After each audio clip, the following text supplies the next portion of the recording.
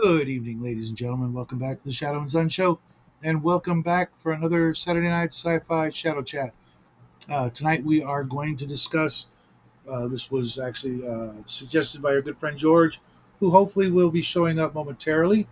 That we talk about space cops, law enforcement, things like that. I believe we've talked about this before, but I think that was before George's time, so you may have missed it. And I've come up with a couple of new ideas and things that I'd like to incorporate. Um, in my upcoming sci-fi games. As you know, I'm running the Traveler 2525 mini campaign, and that'll be coming up to a close in the next month or two, depending on scheduling things like that. After that, we're going to run some other games, but I will be coming back to Traveler 2525 before 2025 is over. So I thought this would be a good time to talk about this and see if there's any new ideas and go over some of the great TV shows and movies and miniseries that have been with us on the big and little screen for the past I don't know 50 or 60, 75 years, depending on where you go. And if you incorporate like all the way back to the era of pulp magazines, there were even more uh, types of space cops, space law enforcement individuals. I thought I just brought you in, George. What the heck? Yeah. Hey. Oh, oh, okay. Sorry, it's like I didn't even notice your background without you. How you doing, man? Good. Good. How's it going? Justin's not going to join us tonight because he's off in Slumberland, which I envy immensely. You Yeah. would not believe the crap I just did in the last hour. I went to my hardware store, got 2 gallons of custom paint, went to Walmart, the hmm dollar store, Sam's Club. I made it back here in time for the show. Ah, great. Yeah. Yeah, I was like looking. I was looking at it and didn't see the link till like I think I was looking at around 7:15. I usually post it like before Mhm, 7. So mhm. Yeah, I literally yeah. started making the show at about 6:15 my time. So yeah, hmm busy, busy, busy day. And this whole episode was inspired by the artwork that you provided in the last 24-ish hours. I really Yeah. like some of those I just images. I wish I could have used them all. I might just like I might yeah. just like change them, or if this pans out, we'll do a part two of this in 2 weeks.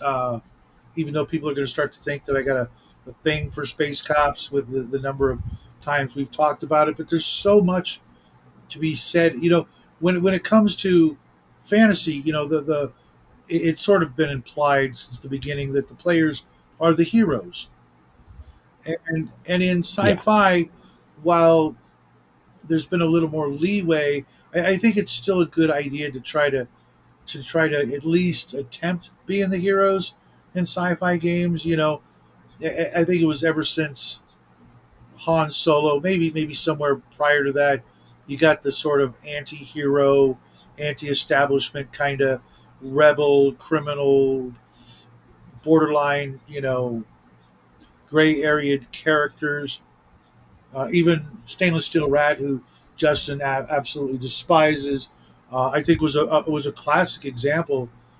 If you can get past the archaic dialogue. Did you ever read Stainless Steel Rat? There No. were No. quite a few novels um, of that character back in the day. I think they actually started in the 50s or 60s. Robin Hood, sure, sure. What's happening? Bo, you know where the link is if you want to chime in on this one, although you seem to be in a fantasy mode. Uh, It still goes into fantasy too. There's always in the cop genre like sort of there's like what is this Terry Pratchett's The Night Watch. That's always kind of a thing, and then some kind of investigate aspect. And it's just kind right. of you don't even necessarily have to be cops per se. Like Hmm. it's it sort of branches off to like the private detective uh, ends, which is kind of its own genre. Hmm. You could do the I was watching this really cool thing the other day. It was on Netflix, and I'd been seeing clips of it. And it's called Evil. Have you seen it? Yeah, actually, I watched the first couple of episodes. Yeah. Uh, It it's interesting. It's kind of off putting because it seems like a normal sort of of course they're investigating demonic possessions and things, sure. but it's kind of this very normal feeling investigation show, and they're not necessarily cops. They're the I guess they're sort of like I guess the Vatican police or something like that, you know, Hmm. Hmm. and the demon police. I would And sign up for that job in a heartbeat. yeah, And you're right. The whole investigative side of gaming. In my personal formula, investigation is 1/3 of the game. yeah, And from real experience, I know that uh, a lot of the best investigators come from the other side of the whole equation, if you know what I mean. Stainless Steel Rat's a perfect example. He started hmm, out as a criminal. He got busted. They said, "Okay, we want you to come work for us." yeah, And wow, what an agent he made! And in the real world, there are a lot of people that turn over a new leaf, so to speak, and become the heroes. And if your group is inclined for that kind of an arc, you can start out as the bad guys and then become the yeah. good guys. It Having also goes the other way. yeah, it The does because the more often than what we'd was like it? to. The guy from Better Call Saul, not the Saul guy, but the guy that's he was like the fixer for in the Breaking Bad, and then I guess they kind of showed him in a lot of the Better Call Sauls where he used to be a cop, then he Hmm. becomes an assistant to criminals and kind of like shows them what they're doing wrong. Yep. Which I'm not a big fan of that crime movies like that, heist movies, but I've seen most of them, and Mhm. it's a way to go. There's Yeah, uh there's there's there's so much to be had, still in sci-fi. I think that's why we saw so many games after Dungeons and Dragons, because you can kind of burn out the fantasy gaming quickly. mhm. One good Yeah, party going to like 20th level or God level or whatever you want to call it can really burn the group out on that. And for yeah, my group, early on, it was like, what? Gamma World, Traveler, Star Frontiers, Boot Hill, um, all the different superhero games, which is something I do want to talk about in sci-fi, because I think the whole superhero genre really is mhm. sci-fi more than it Yeah, is anything else. There are a lot of comic book worlds and magazines that aren't you know necessarily sci-fi, yeah, uh, but they're closer. If you're in the modern era, 1900s to now, you're closer to sci-fi than you are to fantasy, unless you're throwing in demons and ghosts and ghost busting and things like that. yeah, Even the X-Files, with all its weirdness, was more sci-fi than fantasy. yeah. And then you got the horror genre, which kind of straddles a lot of different spots. Just like Yeah, for me, horror is like the salt and pepper of RPGs. You sprinkle it yeah, on where needed, and wow, your game just got you know a lot better. yeah. I, And I if the have horror, I have a copy of Chill, uh, and all the supplements. It was a great game. The first rendition by Pacesetter was, I think, far superior to the second one that came out. That I think was by Mayfair Games, and I just didn't care for it. It was too goth and uh, gritty, whereas the original Chill had a bit of Holmesian charm to it and mm, less gory and bloody. I mean, you could go that route, but it was definitely, as a youngster, when I saw that, I'm like, I grew up on Sherlock Holmes. yeah. I'd read all of Sherlock Holmes by the time I was like 12, 13 maybe. Oh, Uh, cool. so I love that. And then I went into the PI business, doing various things, not necessarily uh, licensed or anything. A lot of uh, Yeah. My first experience with Sherlock Holmes was the '80s young Sherlock Holmes film. You guys ever seen that? Hmm. That was I wouldn't say it's underrated. It did get some acclaim in its time, but I don't Hmm. think people think about it as much anymore. It had No, some pretty there's a lot of those shows and things like that. Even the Young Indiana Jones, I thought was really yeah, really good.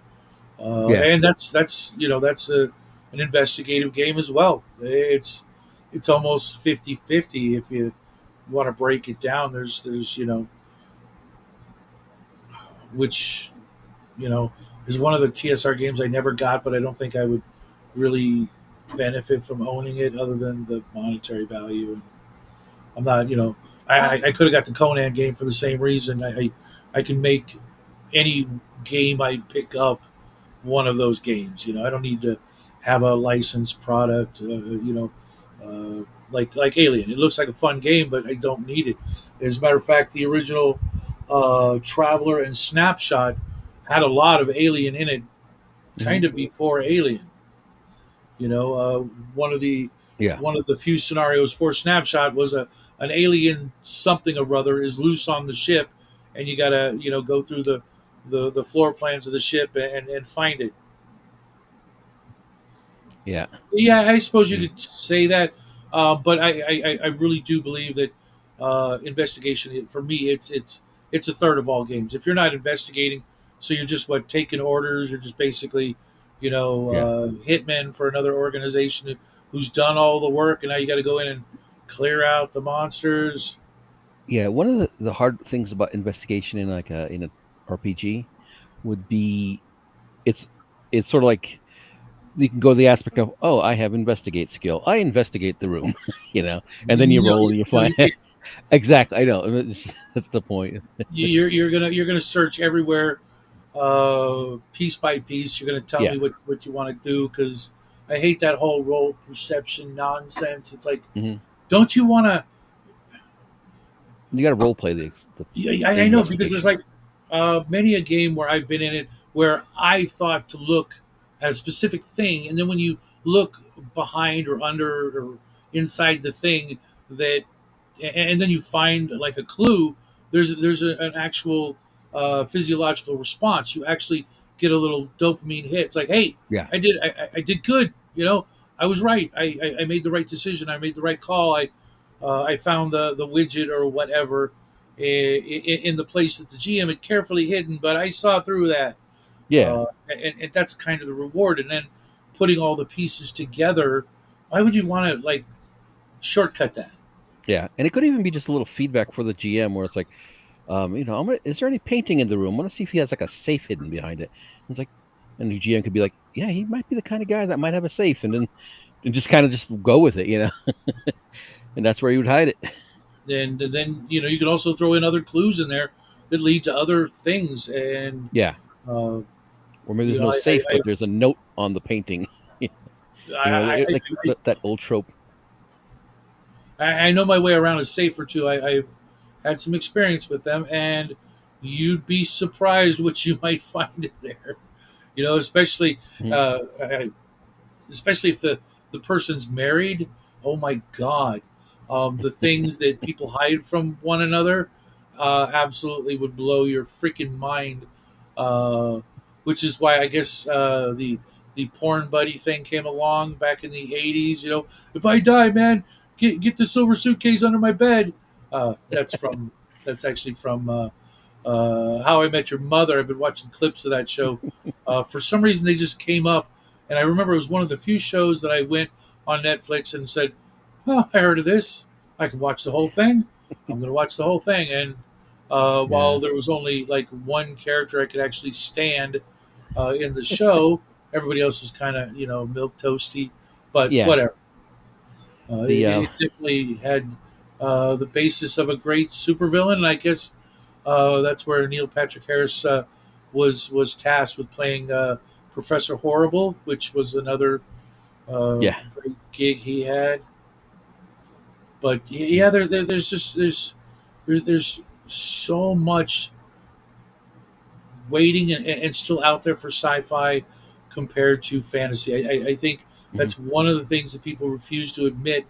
with all the things that have happened in the last 10, 15 years is that in fantasy, a lot of it's been done. You Yeah, know, whether in print or not, we all feel like, yeah, I kind of did that. It's why whenever I'm invited to a new game, it's like I kind of already did that. yeah, No matter what you think as the GM, I've probably done it. Other people, maybe not so much. That's cool. I'm not going to take away from those folks who want to do that, but you know, there's only so many times I can play the human fighter and not be bored with it. But then you throw it in a sci-fi element, and then all of a sudden, I can't say that. Like, uh, okay, there she is. It's weird. I'm getting the Raven. Hi. hey Hey, Raven. welcome to the show. Uh, I'm getting the beep that you're there, like a minute before you're there on my screen. So sorry about that. And no stranger to, I guess, the other side of law enforcement is our good friend Raven, who has regular run-ins with the man. Uh, as long as they're not coming to your door, I think you're okay. But when they start coming to your door, yeah. Yeah, see, I got pulled over during a live YouTube stream, as you recall. Yes, several times actually. Yes, Paul Chill did a great job. Uh, it really is one of the better uh, horror games out there. I mean, you could do so much with it, but a lot of the other games, like Nightbane and some of the other conspiracy games, already started at like 11. To try to get your money as soon as you see their glossy cover. Uh, it's just like I'll turn it up as I really think horror needs to really start out low, you know, just something weird, something a little out of place, and then slowly ratchet it up, as opposed to just like starting out with like Hellraiser kind of antagonists, things like that. Yeah, I get it, Bo. Every once in a while, though, there's still some room left for fantasy, but when it comes to a palate cleanser, if I can't get a good western, then I will get into a good sci-fi game. Yeah, well, Because and if at all possible, I'm going to mix sci-fi, western, and horror for the ultimate spread of all the taste, the sounds, the smells, the experiences. yeah, and bringing up the Western genre, and I think also Desert Shadow brought it up. It is like also kind of it is the progenitor of the cop drama, and you are a lawman or Yeah, can play a lawman in the Western genre, and then as people, I guess, I don't know if they lost touch with the sort of our roots in the West and stuff. dude, the Sort of, West is so is literally like one of the one of the most interesting periods of American history. yeah, For such a short period of time, they packed in so much punch, going all the way up to I think the movie Last Man Standing, which is in like 1912 or something. In addition to Judge the series about Judge Roy Bean, mhm, where you had cowboys, but you had the beginning automobiles and stuff. Because hell, yeah, even into the pre World War II era, excuse me, yeah, there were a lot of people living the cowboy lifestyle in various parts of the United States. yeah, and it almost kind of like goes into that 20s and 30s gangster kind of Yeah. it yeah, it merges into that. Butch Well, Cassidy's the trying to get the his the kid. the fedora is just a shrunken down cowboy hat. You ask me, and Yeah, Paul, I have never once even contemplated playing Vampire the Masquerade. It there are two genres that I don't like. That's cyberpunk and the vampire thing. I'll hunt vampires down till the cows come home. But being a vampire sounds like a miserable existence. Yeah, Wild Bunch, sure, sure. the I was watching something Many of about our lawmen were criminals in other countries. Many of my family were Mm. criminals in other countries. So uh, certainly, and especially like I was saying earlier, if you want to run a long campaign, you've got a group that's like, yeah, let's do this. Uh, that could be an incredible arc of pirates or smugglers or whatever con men that eventually get nabbed, and it's like, hey, you can do some hard time on the penal colony and such, and your career and character is over, or you can come work for us and make the galaxy a better place. Yeah. Or it could it could be in like a more a less dense area where lawman comes in. I deputize you, you, and you. Come on, Outland, we gotta. Outland was. I just watched that for the second time in my life, less than a Yeah, year ago with Sean Connery, and it was a mediocre film, but for getting that high noon feeling, hmm was it Gary Cooper was in High Noon? I forget. Joe probably remembers better than I do. I've only seen it once, and I was a little kid. But that whole idea, you're the one guy, out of this town or county or what have you, or planet or space station that's been tasked with keeping the peace and making everything run smoothly. Uh, that could be a great thing to copy in sci-fi. yeah. Be a great hook for a game. Just like okay, the NPC comes and he's like, let's say he'd be like Cobalt. I would he's just basically what happened to us. We just got all deputized by him, and we have no Mm-hmm. we had very little choice but to go and get the bad Play guys. along. Yeah, I know. Mhm. The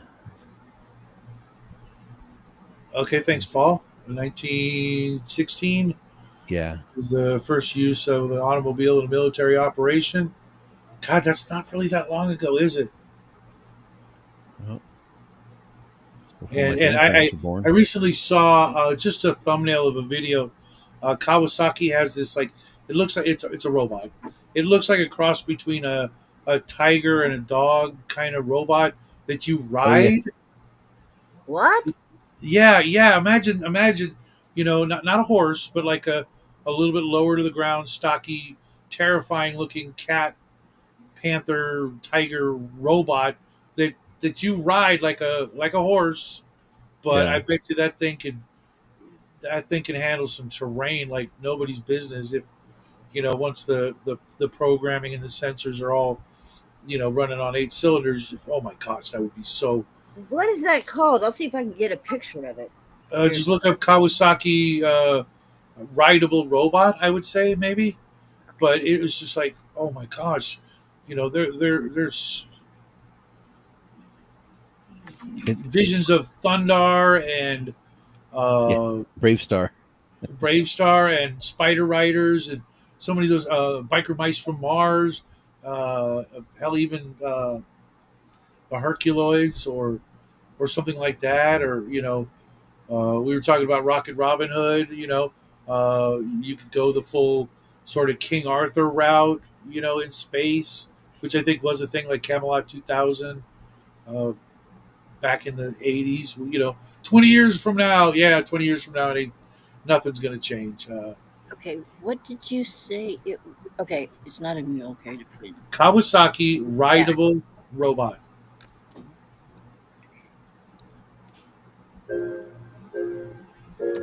And the stylings of Jackson as we mosey on into the evening. I wish I could get him to play all night long. Just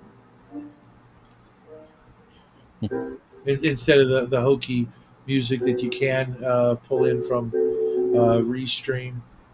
If only we could get him to do the Bill Murray Star Wars. That would Oh be. my God, this is Star Wars. incredible. Okay, wait till you see this. Okay, You here. found it? Yeah, Okay. I found it. Okay, you know how to. You see the button or the icon on your screen that's a television set with an arrow in the Uh, screen? no, I was going to copy. Well, that's not how Justin's had me do this. But okay, what do you want me to do? Okay, you see under all the screens of us, there's those icons, the mute button, the camera button, and then Yeah. there's like a monitor with an arrow in it. Yeah, Okay. you could even just press H. Okay. I think here I've got the link copied. How about if I just put it here in private chat? Can you bring it up from private chat? Probably. Okay, let me try that. Yeah. Oh my God, It's a that's a long. link. Yeah. Let me see if I can. Oh, that's not the one I saw, but okay. Let me go over here and do what I There's a just. couple of them. There's this. I'm going to get a couple of them here for you. There's a rideable horse, the Corello, and You guys seeing that? Cool, because I'm out of the Power Rangers. Yeah, yeah, definitely. I mean, you don't even need the freaking windscreen. I mean, unless you're like down like this. I mean, and then even then, how fast is this thing going? You know. Yeah, they got okay, to make it look like a there's a different ninja. one that shows a man riding it. This is pretty cool too. Here, Okay, I'm gonna. Is that a new link?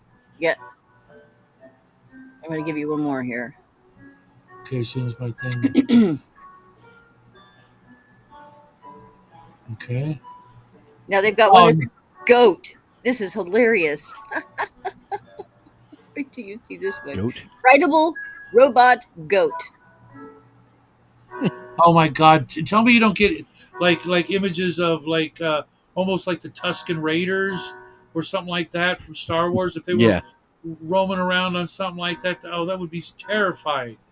You know, You know, the your dwarves ship in Warcraft. crashes. You're making repairs on some dusty world.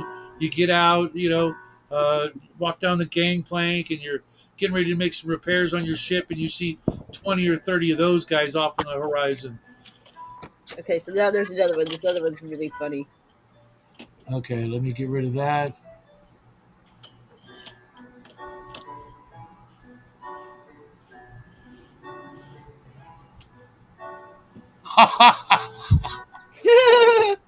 oh my God! Oh my God! It's a robot goat.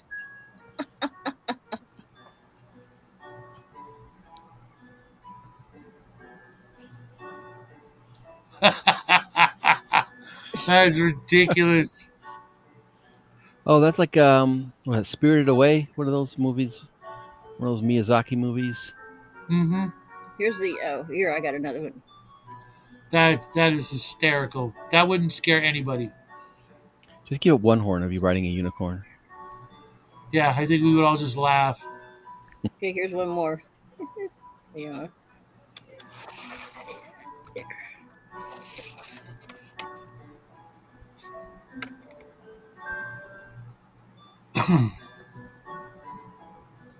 Isn't that the one we saw before?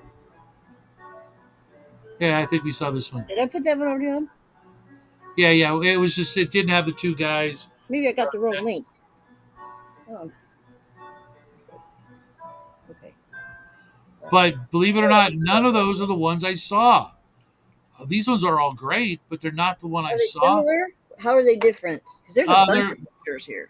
they're lower. The one I saw was lower to the ground, and like pouncing. Uh, uh,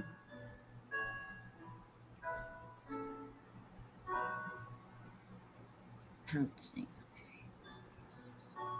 oh, okay. Those aren't real, Paul. Okay, because the ones I saw, like I said, were very very different. But Here's one that's called Bex. Bex. It's another form of that robot goat. okay, Do you want that one? sure, and I can hear your kittens. The next generation of terror has been born.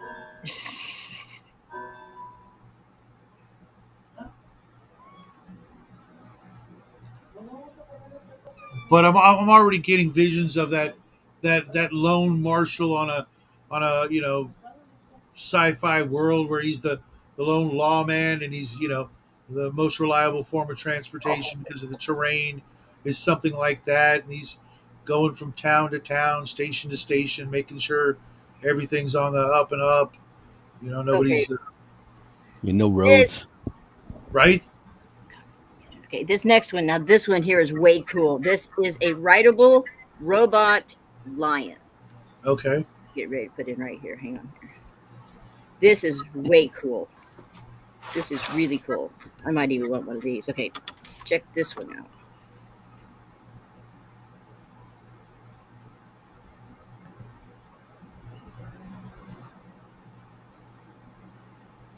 Okay.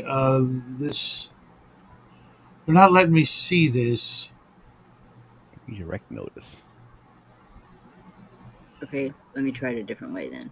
Yeah, I'm getting a redirect notice, and Okay. they want me to sign up to this or that. I'm like, no. Okay, hold on. Hold on. Let me try it a different way then. Sure. But, yeah, or like I've always wanted to do one of those sort of like treasure hunts in space where the party has to go from planet to planet looking for the clues to find the hidden whatever on some world out in the boonies. Yeah, And maybe the when the ship lands, they don't have anti-grav, or for whatever reason the terrain's too rocky for the other ATVs. They break out the robo steeds, and have to help. It's the same of thing. course. Weird No, it's not letting me atmospheric do this phenomenon one. keeping you from flying around. Skynet 2.0. Yeah, I can see that too. Bo, having uh, whatever reason your world is overrun by Ultron or some crap like that, and the players have to hide from the AI Skynet 2.0 monstrosities. In which case, the last thing the players would be doing is riding on anything. They'd be crawling through the rubble and the sewer systems. Which unfortunately, that's how I see the world of the Terminators. That the people were living in the sewers more than anything else. Uh, not a fun prospect. Okay, this Yeah. one. Okay, this one. Try this one. Okay.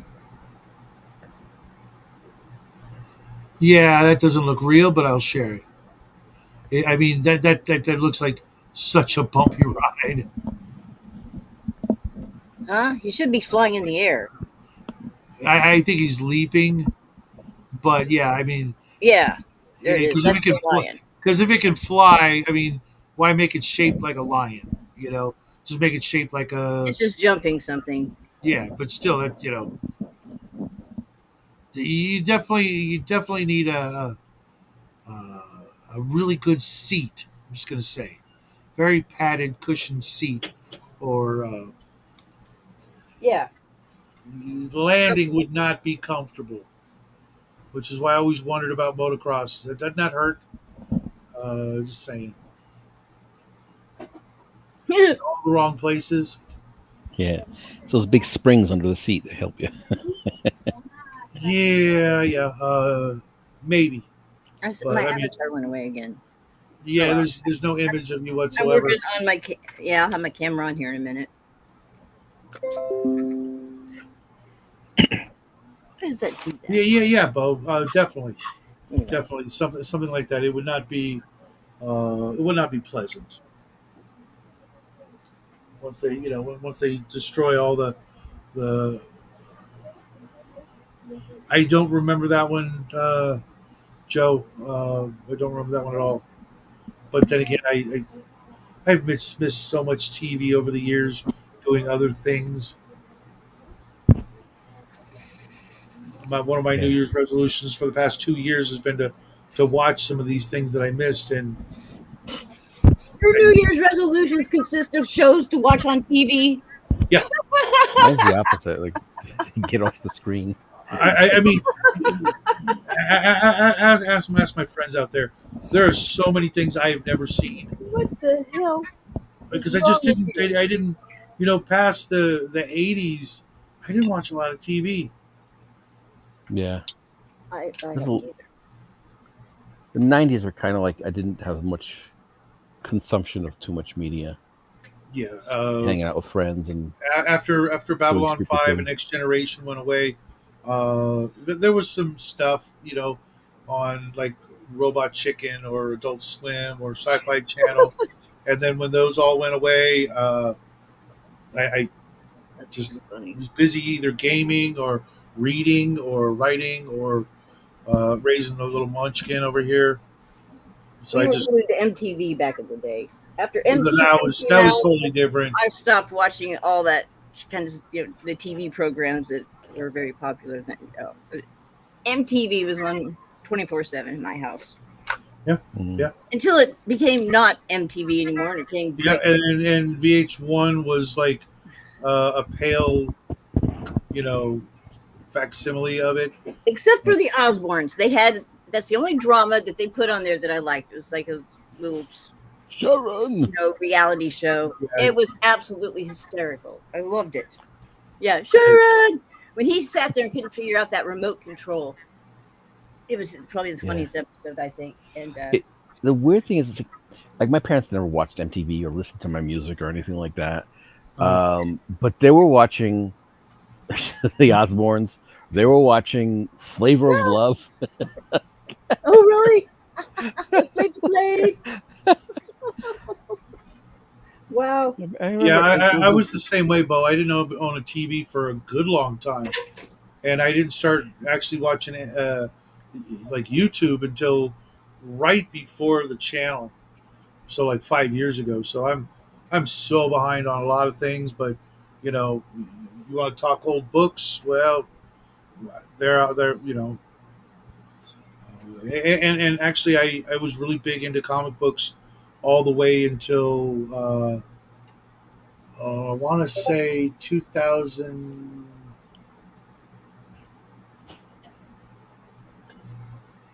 maybe 2005, 2004. I was still reading comic books. Probably a lot of rereading my old ones, but all the way up to like 2000, I was bringing home stacks of comic books like this thick every week.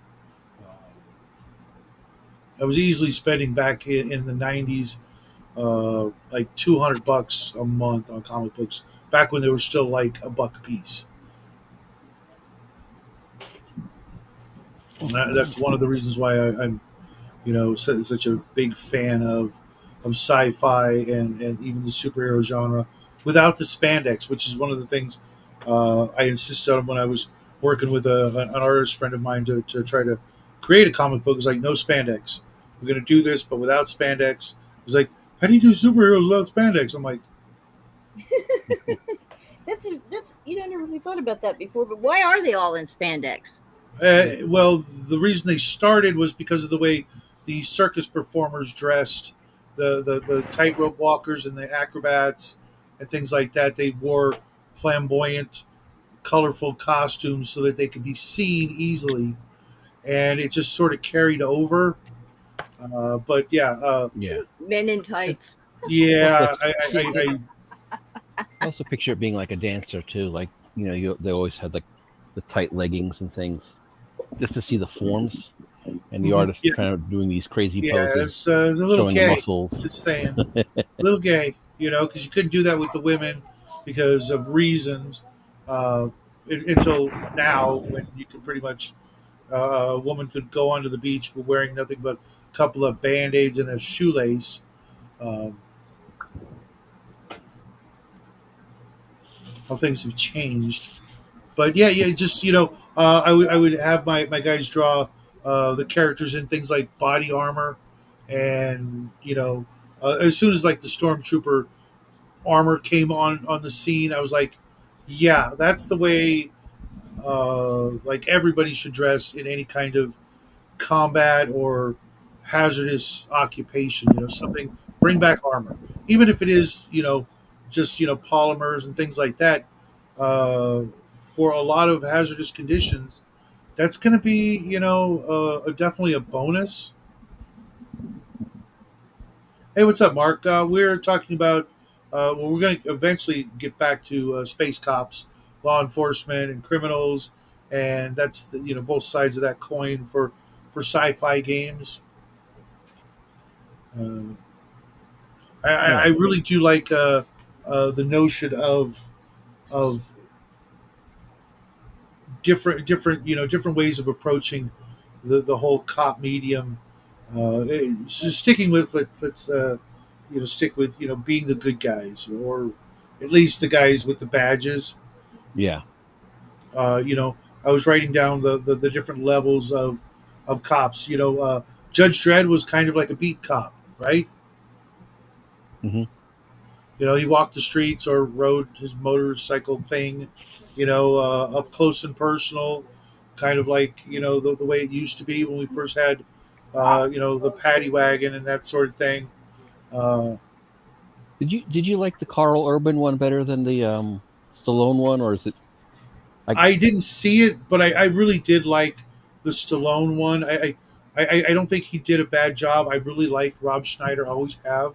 yeah, I know a lot of people hated him, but he is weathered the changing tides of political structure these days, yeah. and he's stayed a stand up guy. For the things the disadvantages he may have had. I think he was. Hey, Grandma, long time no see. Great game this afternoon.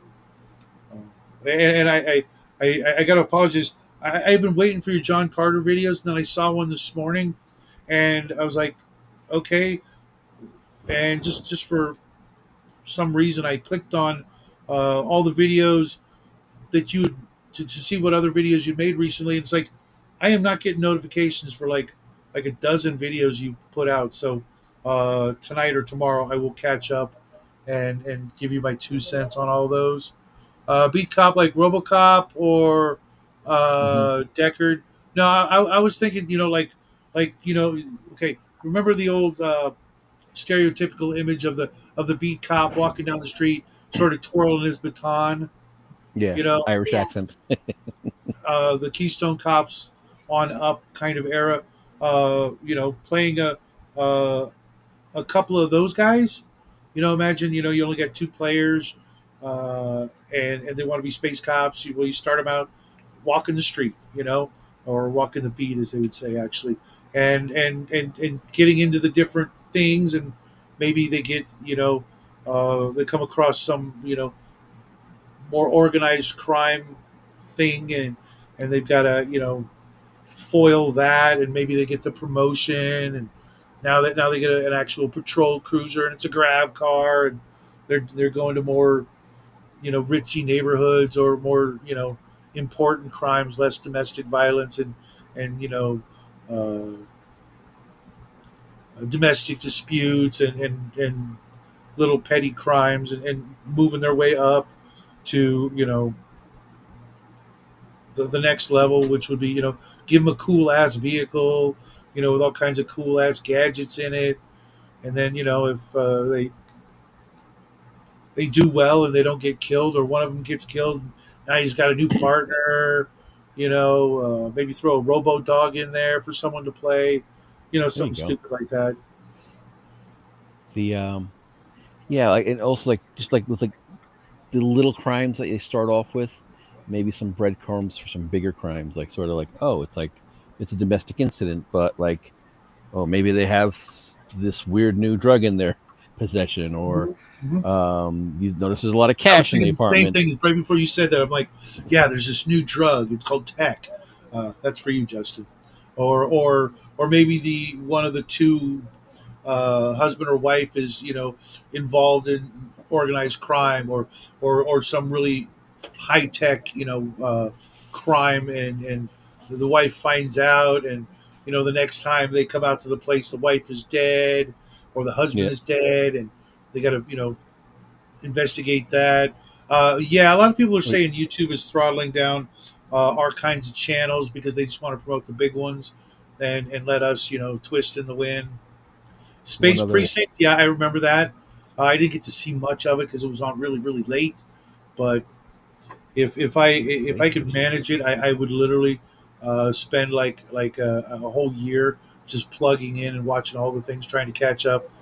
so I'd get teased less often by Tech. From Tech Wars, Shatner's attempt at writing a story just like everything we're talking about. Uh, Smuggling scheme for the soap shortage. Okay, or the great Cupid doll smuggling. Remember that one? Anybody remember that one?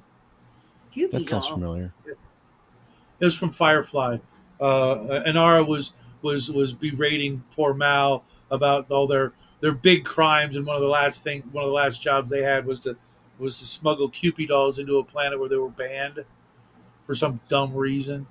Kind of like the what were the flowers that the Dutch were making and Tulips. losing their fortunes over? Tulips. Orchids or something. Tulips. Tulips. Tulips. There you go.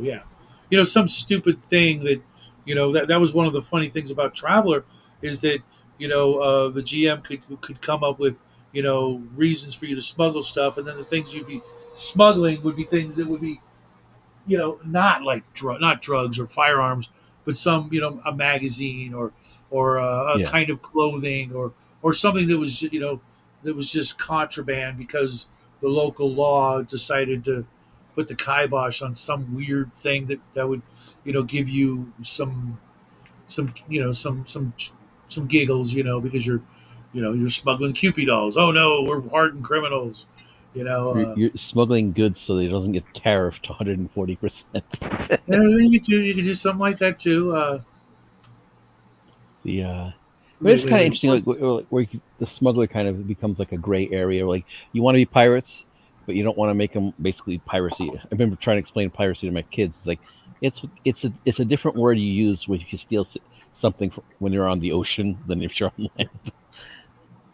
So like it's Yeah. a but a smuggler kind of does bring it into a more morally justifiable area, or it's like you're trying to avoid an onerous tax, or you're trying to avoid an illegal thing that really should be legal but it's illegal, hmm or you're Or yeah, bringing in like weapons to like freedom Cuban fighters. cigars here.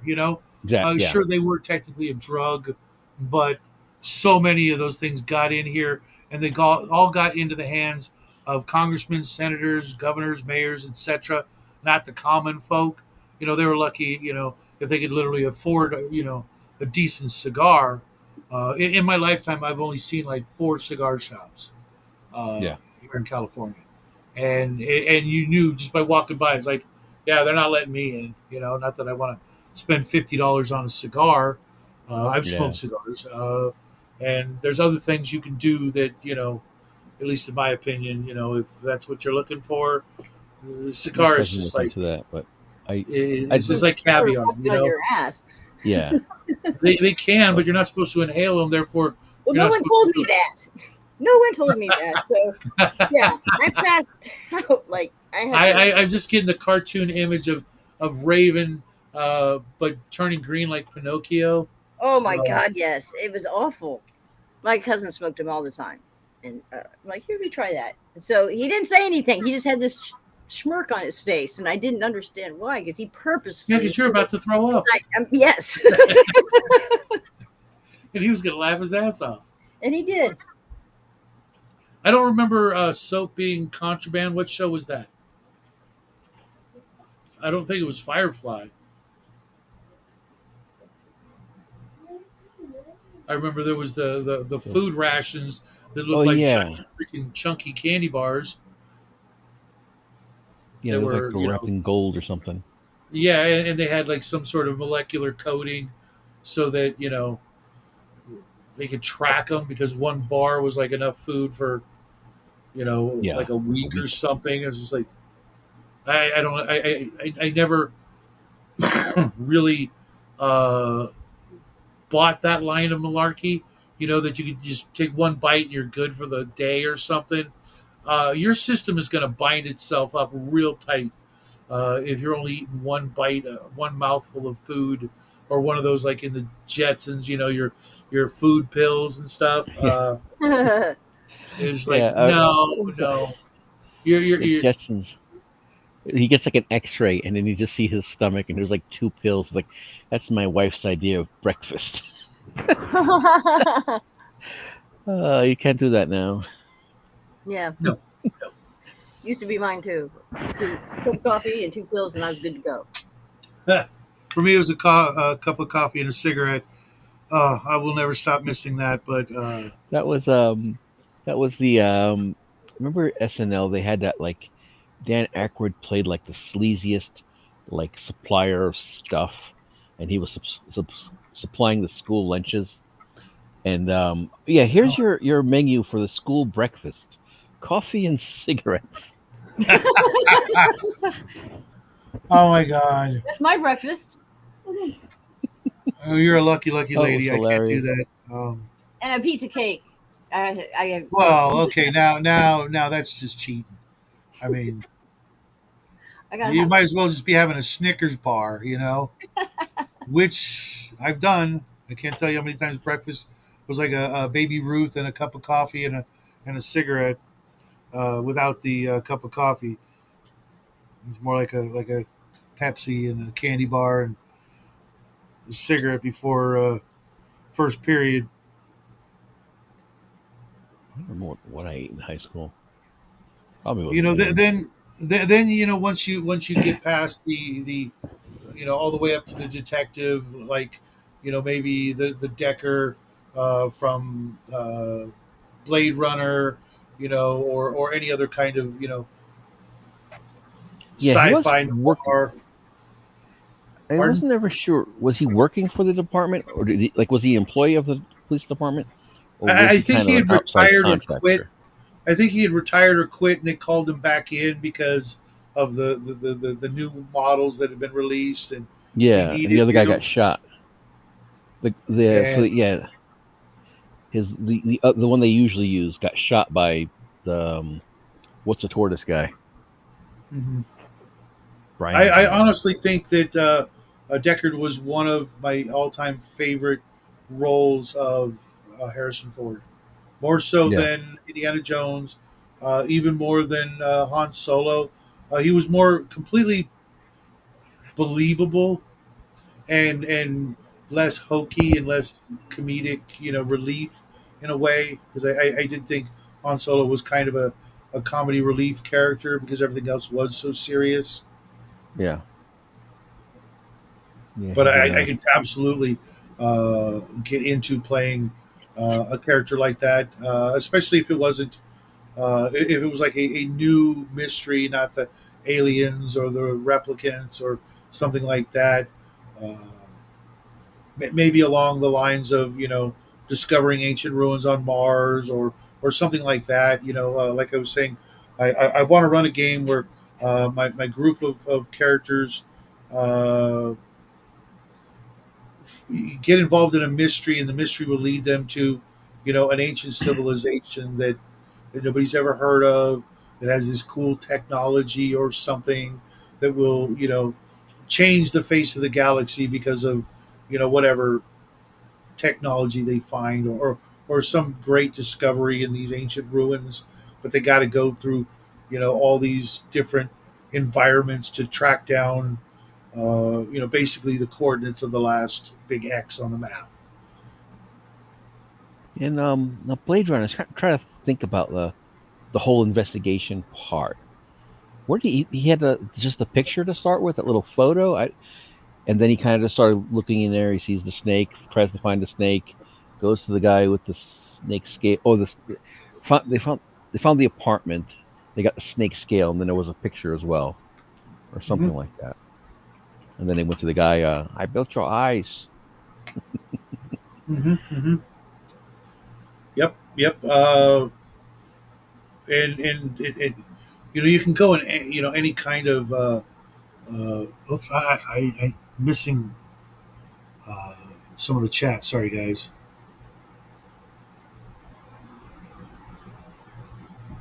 Privateering. We don't use the pirate word. Oh, comrade detective out of Romania, I think, was the country was soap shortage obsessed.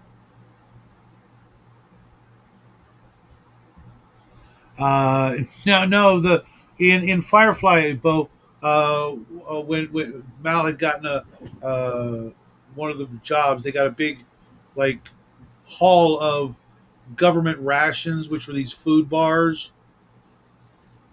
and they looked like a big giant. If you ever had the chunky candy bar but thicker, imagine like a chocolate bar. It was like this thick, and maybe over an inch thick, uh, made out of sort of chocolatey granola looking stuff,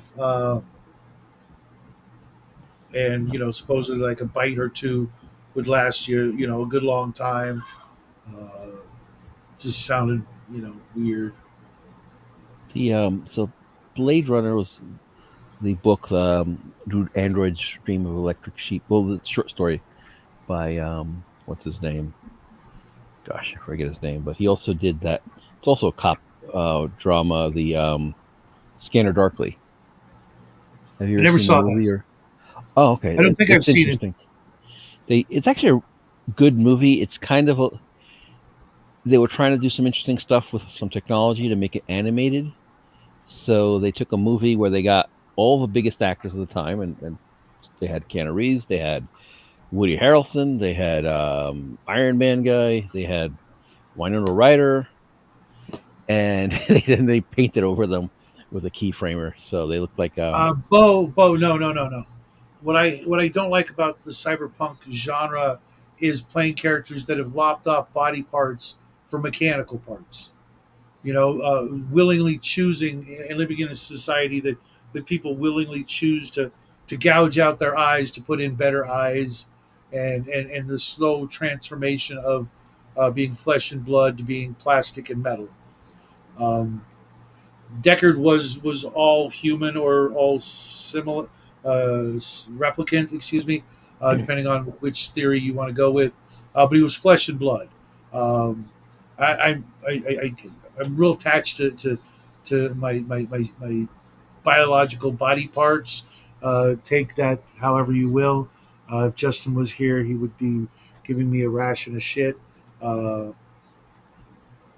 yeah, the yeah, one of the things I wanted to explore in like a future setting and would be like, because one thing I'm working on with my daughter is like this, this sci-fi cowboy setting, and this idea that a large part of humanity would be like rejecting a lot of that kind of stuff, particularly robots and I was just trying to figure out a way that, like, they weren't Luddites. Like, how to be, what was it? And I was thinking like maybe they're just looking for certain form of authenticity.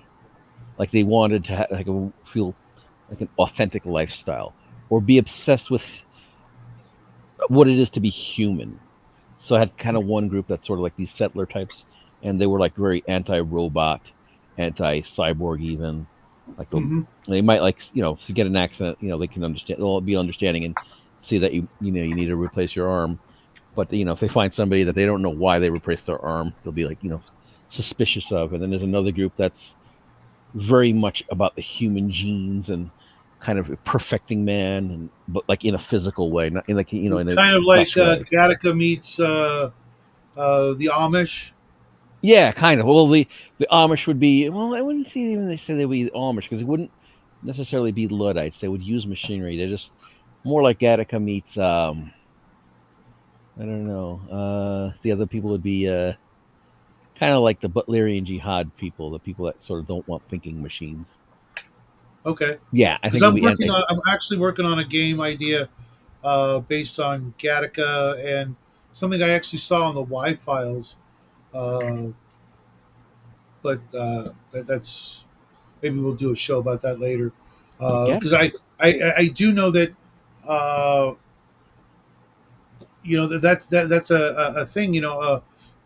The whole eugenics thing. I could Mm, see that a lot of departments or planets or institutions would start modifying their people, and not necessarily going the RoboCop method, which is yeah, one way to look at it, to get cops that are better than the people, so that the people have fewer and fewer options of breaking the law. Which is one thing we never talked about in some of the other cop discussions is the we have some like way too many laws now that can be broken yeah. just for the sheer purpose of draining you of more of your money as opposed to any moral imperative to make you a better person. You made a mistake, or you did something they didn't want you to do that really wasn't, Yeah. harmful. Yeah. But like with my dog, they came door to door to our neighborhood a couple years ago, seeing if we had dogs and if they had been fixed, just so they could force us to fix our dogs, Yeah. our dog, And pay a and fine pick because you them didn't. for all of that to not be in trouble with them, because here you have to have a permit to have a dog capable of breeding. That Yeah. to me Oh God, sounds really? that to me actually sounds more like the government is breaking some moral imperatives and some moral Yeah. boundaries than us just not chopping my dog's nuts off, even though he'd never seen a female dog and he was close to 10 years old. It's like he's never bred. He's never even tried to breed with anybody, other than somebody's leg. You know, uh, and you want me to go and mutilate my dog, so I'm not the criminal. Yeah. uh, Well, I it's think only going to get. that's Yeah. unconstitutional. I think to have No, done that. no, no. It's not unconstitutional.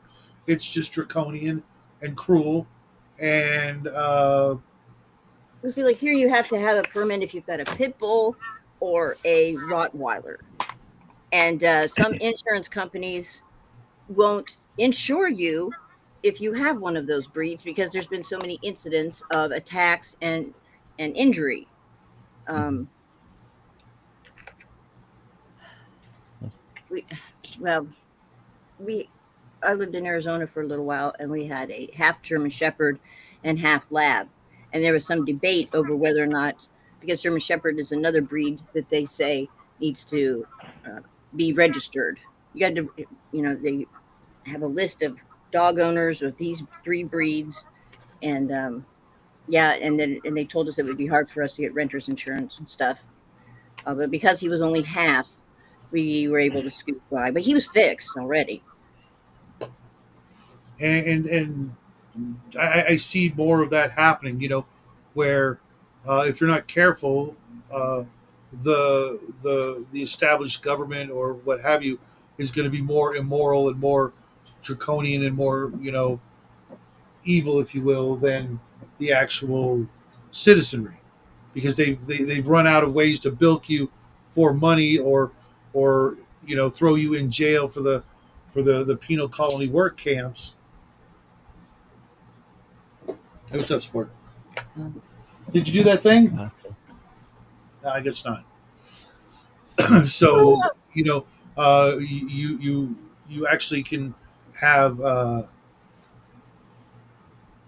the criminals actually being the heroes more and more in sci-fi, because the empire or what have you is cracking down on more and more freedoms and Yeah. more just common sense things. You just there's no need for this, but the empire says, oh no, we need you to all wear blue on Tuesday. You're not wearing blue, off you go to the Who Scout, kind of thing.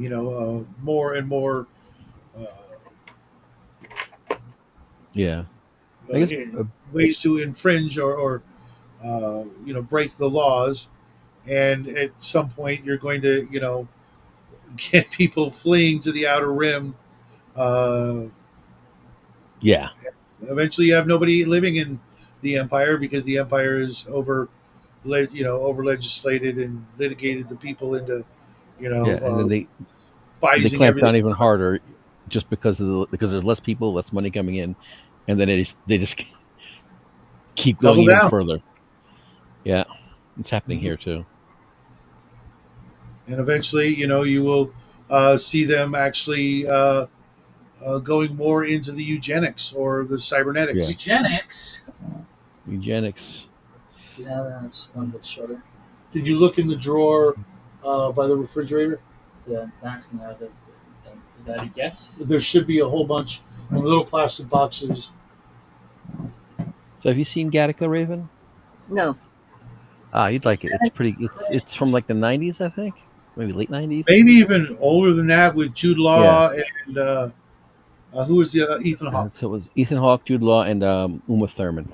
Now, and Oh yeah, also yeah, a good one point about that, because it kind of ties to the subject, is there is a policeman, an investigated part of the whole story. There yes. is the brother and Alan Arkin's character. Hmm. So I don't want to spoil it for anybody, but so fast forward if you're listening in the future. So yeah, there's two brothers. One is born the normal way in the back seat of a Toyota or whatever it was, and Hmm. the other one was born the proper way, where they genetically manipulate, take the best of the mom and the best of the dad, and make a child that way. And there's always this whole like thing. It's funny because I was not too long ago explaining this movie to my daughter, who was upset she got second place in something, and then I just totally thought of Jude Law on that. So I started Yeah. explaining the movie to her. You know, Um, I only saw that movie for the first time less than 5 years ago, I want to say, mhm. and it's a slow burn. It's a really slow burn, Yeah, but it's it's got a uh, very noir feel, like almost, exactly. and that's what and it is. That it's just from the perspective of the person being hunted by the police. So Hmm. Alan, and I think Alan Arkin is probably, based on his age with his character, he's probably more normal, and I The think he's kind Doctor. of just the oh yeah, also the doctor. There was a doctor, but Alan Arkin was a policeman that was like kind of investigating, trying to, Oh, I guess, okay, okay. find out what was I going on. I was guess. picturing the wrong actor when you said Alan Yeah. Arkin. Um, yeah, it's But yeah, there was definitely. the doctor character. I'm sorry. I don't remember the actor, but he's yeah, you've seen him before in a lot of things, and you know the way he knew what was going on. I thought that was cool, Yeah, and you which is know, not true about being left-handed, but I because I've read so much of the superhero genre with all the experimental ways you get superpowers and stuff, you mhm, know, or the super soldier serum kind of thing. I'm very interested in the Gattaca sort of mindset where mhm. eventually, you know, there become two class of humans. You're going to have, you know, the perfect and the imperfect uh, Yeah. trying to, you know, coexist until the imperfect are, you know, Oh, we're no. going to see that happen. No doubt about it. I I I Mhm, I could even see writing a story about how that's already happened, and we just don't know. We haven't been clued in on it. You know, it's been mhm. happening since World War II, and all the celebrities and supermodels and you know governors and politicians have all been you know fiddled with before they were born or after they were born by the rich and elite, and you know. And have Um, clones and everything else. Yeah. Yeah. Kind of like that movie. I think the movie was Coma, where they were Coma. harvesting people before we knew about harvesting. You know, for kidneys and livers for the rich and famous. I remember Oh, watching that yeah. movie as a Oh, yeah. I kid. know what you're talking about. Yeah. And We went, there's that whole me and my bit. Go ahead. Yeah. No, I was just a weird memory of me watching that as a kid. I must have been like, I don't know, 10 or something, not even. And Hmm. we walked to the movie theater to watch it. Like, this was the only thing that was on, so we just watched Hmm. it. I barely remember it. Just remember just Yeah, a me lot too. of Me too. bodies. Yeah, and the I remember the movie poster. It was like a white background and somebody like hanging like a dead body, but covered with the sheet. You know, but Yeah, they're yeah, obviously in some sort of hospital sterile situation. But they were like hanging by tubes or wires or something, waiting to be harvested. Uh, Yeah. yeah. hey, what's It up, was a Owen? Do you know where the link is? You creepy want to movie. join us in this one? Uh, I don't want to rope you into another one of these discussions, but I really think that was it. Does anybody here remember? Was it? It was the Buck Rogers. Yeah, I think it was the Buck Rogers game by TSR Hobbies, where all the aliens in Buck Rogers were actually uh, modified humans. The cat people, the lizard people, were all like basically hybrids in the past. Mind you, it was the 25th century, but they had done it in like the 23rd or the 24th century and used these hybrids to colonize planets that regular folk, regular humans couldn't really adapt to. So they would inject humans with lizard DNA, and eventually they got lizard men on this planet and cat people on this planet. Anybody remember that game? No. Because my No, that memories sounds of it so cool. were actually the video game of it, not the RPG. I mean, it was the RPG video game for one of the console systems, and it was a hard ass game. But that's where all the aliens came from, and I could see using that as a what's up, Owen, as a way to keep your world, your galaxy, uh, human centric, but the aliens were really just uh, futzed with colonists that they threw on this planet. Okay, well now we got these humans, but they're all lizard now. But you know, It's always about trade-offs. It's not about perfect one way or the other, and that's a misconception that people have with evolution as well. You're only adapting to what's ideal for your current situation for evolution. And the same similar things. Now you can weed out, Right back. you know, probably some negative genes that would come into things that would make you less fit. Let's say, oh, okay, your propensity towards diabetes or something. You can do some of that stuff, but um, that's one of the things I did enjoy. That actually Traveler did a fair amount with their DNAPs in 2300, hmm, which is hey, you can evolve for this, but guess what? You're in a low oxygen environment. What does that mean? You have a slower metabolism. Oh, look, you're adapted for this, so you have a higher metabolism, but you have a higher energy requirement. So hmm. you can do these trade-offs for things, and I think that's the problem is everyone wants to make this. Oh well, we're superhuman. No, you need to start putting in what those trade-offs are. And when you start putting in trade-offs, then you start seeing some of the differences. Um, and then you start saying, okay, that's where you get different groups of people. And that applies for human beings as well. Okay, you have lighter skin, so you can get vitamin D because you live up north. You have darker skin, so you don't get skin cancer when you live near the equator.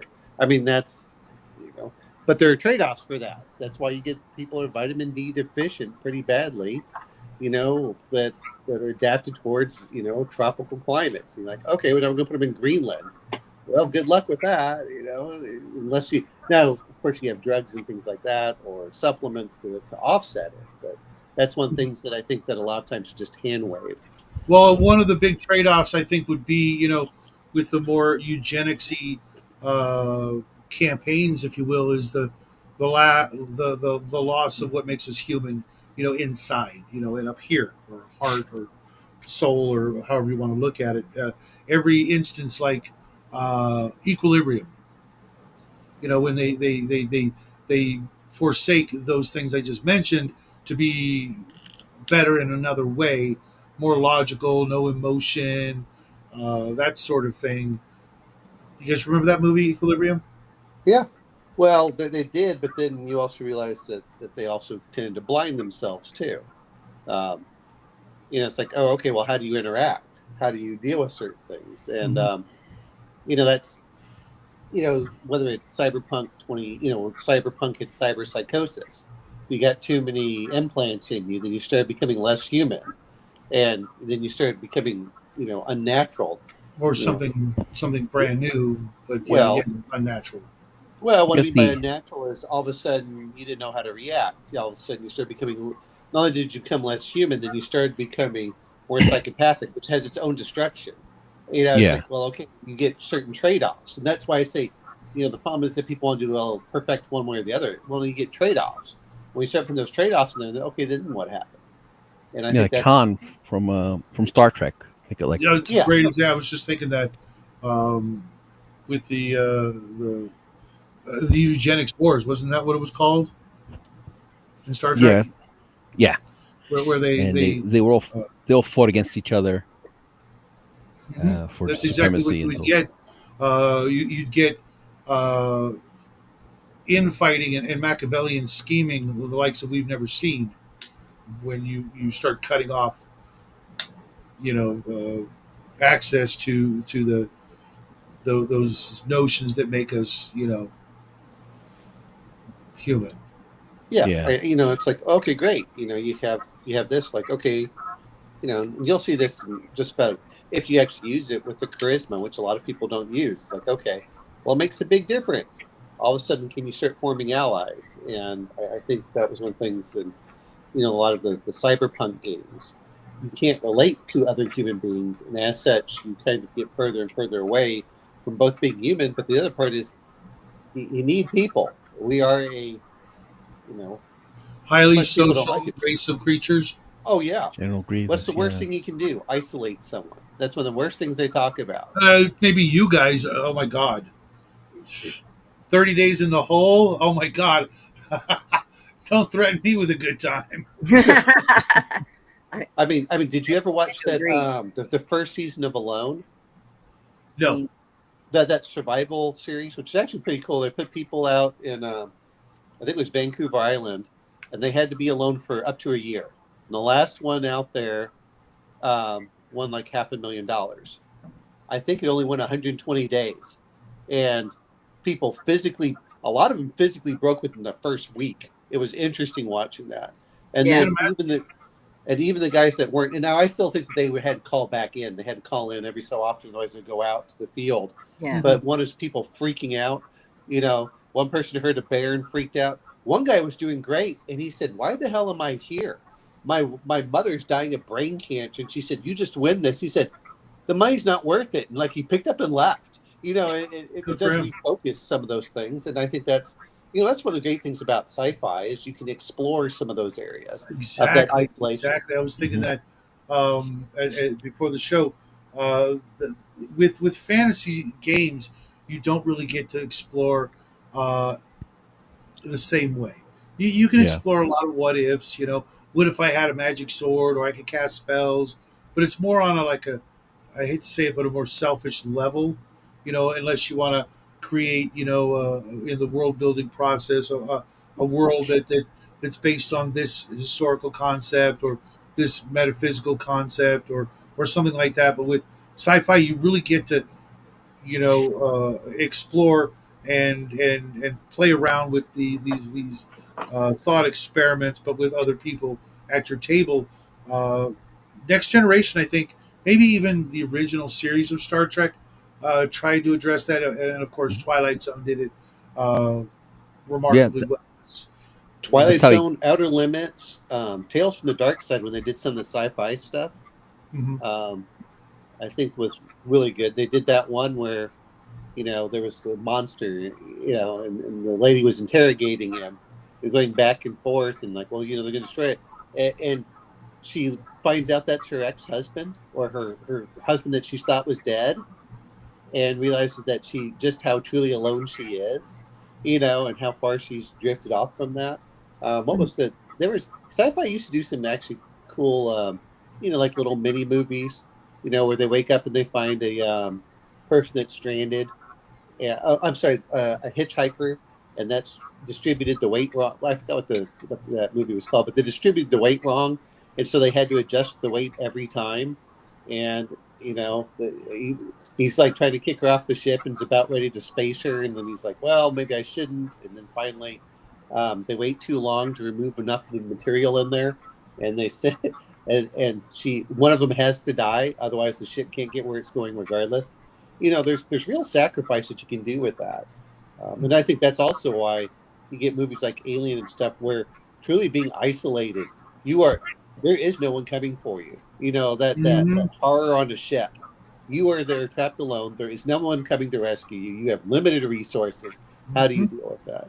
And I think that's what really helps for certain games. And I think sometimes, I think Traveler's done a pretty good job, though. I think some other systems do it better for really encapsulating that horror. I think Traveler has some morale. I mean, it has some of those. That's why you gotta. I have to send you the link to Scythonian Spheres. It does the horror thing perfect. Real Like I quick, said, Grandma, do you have a link to those comics, or did you actually pick them up, or the radio show? Because I remember Shauna was talking about how good they were back in the day, and I never managed to find them. Yeah, I just didn't like GURPS Space. I mean, I just don't like GURPS. That's all I can say. It's not my cup of tea either. Yeah. But I it's like at Bo's game. I don't think about the rules. I just think about the character, and then make Bo handle all the number crunching and all that crap. It's like I'm sure to play a character. I don't want to know the numbers, other than my stats. And maybe the I skills, know. but how the system works, I couldn't tell you. Yeah. But those are what comes into a lot of it. But that's why I like sci-fi. It allows you to do that. Well, it's the same thing even when you're going for Firefly. Your crew becomes your family. Yep. Who else do you have? You can get into the point of, well, this person trades off here, and you see it in a lot of games. So, well, not at games, but even a lot of fiction. Well, like Alien. Oh, I've known everyone except this guy. He's a new person. I don't know him. They forced him on me, and then that also creates a little bit of distrust there too. Especially if that's an NPC. Yeah, the one of the the TNG, not the Next Generation, was the Measure of the Man. That the whole episode sort of was kind of interesting. Data? Yeah, it was like I think that was the first time. Property or not? Yeah, I think the first time I heard certain terms, certain philosophical stuff. Like that's probably one of my favorite all-time Next Generation episodes, where Riker has to try to prosecute and prove that Data is not a living creature. That he's just a machine and property of the Federation. I've always had a perverse notion that at some point mankind could create a thing that is alive, but mechanical at the same time. Mind you, in fiction, not in the real world, because that's blasphemy. But in fiction, how would that affect like everything? Everything would change. Yeah. To the point where you could literally get the whole Terminator thing, but on a galactic scale, or like in the Berserker novel, where somebody else did it. They created something that's so intelligent that it's come to the logical conclusion that all life needs to be exterminated. False logical conclusion, but the Star Trek had the Doomsday Machine. Saberhagen had the Berserkers. Palladium had the mechanoids. Yeah. Well, you get other aspects too. I mean, look at the droids for Star Wars. Not that That's they're a good negative. It's not that they necessarily have to even be evil. You get that one. What was the other one that they have? I can't remember the book. I just remember the movie, the one with Will Smith, where they have the robots. iRobot. Yeah, iRobot. Hard title to forget. Yeah, but anyway, they had that one. You have. I read one. I forgot who the author was. For some reason, I want to say Isaac Asimov. I'm not sure if it was Asimov. No, it was a different one. Where it was Frankenstein, but a robot rather than a living creature.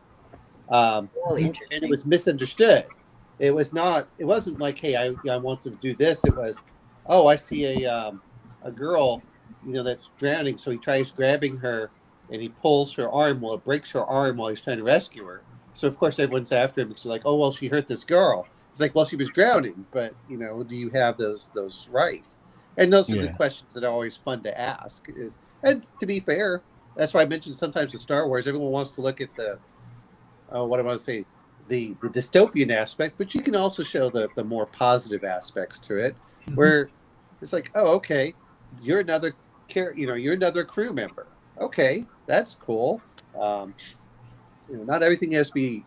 Unfortunately, whenever you mention Star Wars, everyone's talking about Jedi and the Force, but I'm like, you can remove that and you can still play the game without really losing anything.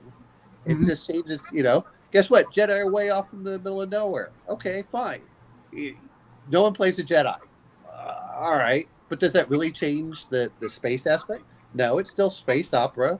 Hmm. Uh, Yeah, I mean there were quite a few space operas before Star Wars, and other than maybe Ming the Merciless having his weird powers, and other psychic abilities and things like that out there, most of them were just you know different groups of peoples with different agendas. yeah. And Yeah. with the Well, the whole cops and robbers sort of idea we were playing with, uh, you can really explore uh, what should be good and what should be evil in your world. Do you want to legislate and bureaucratize the every aspect of a particular world, or do you want it to be loose well, and a little more freewheeling?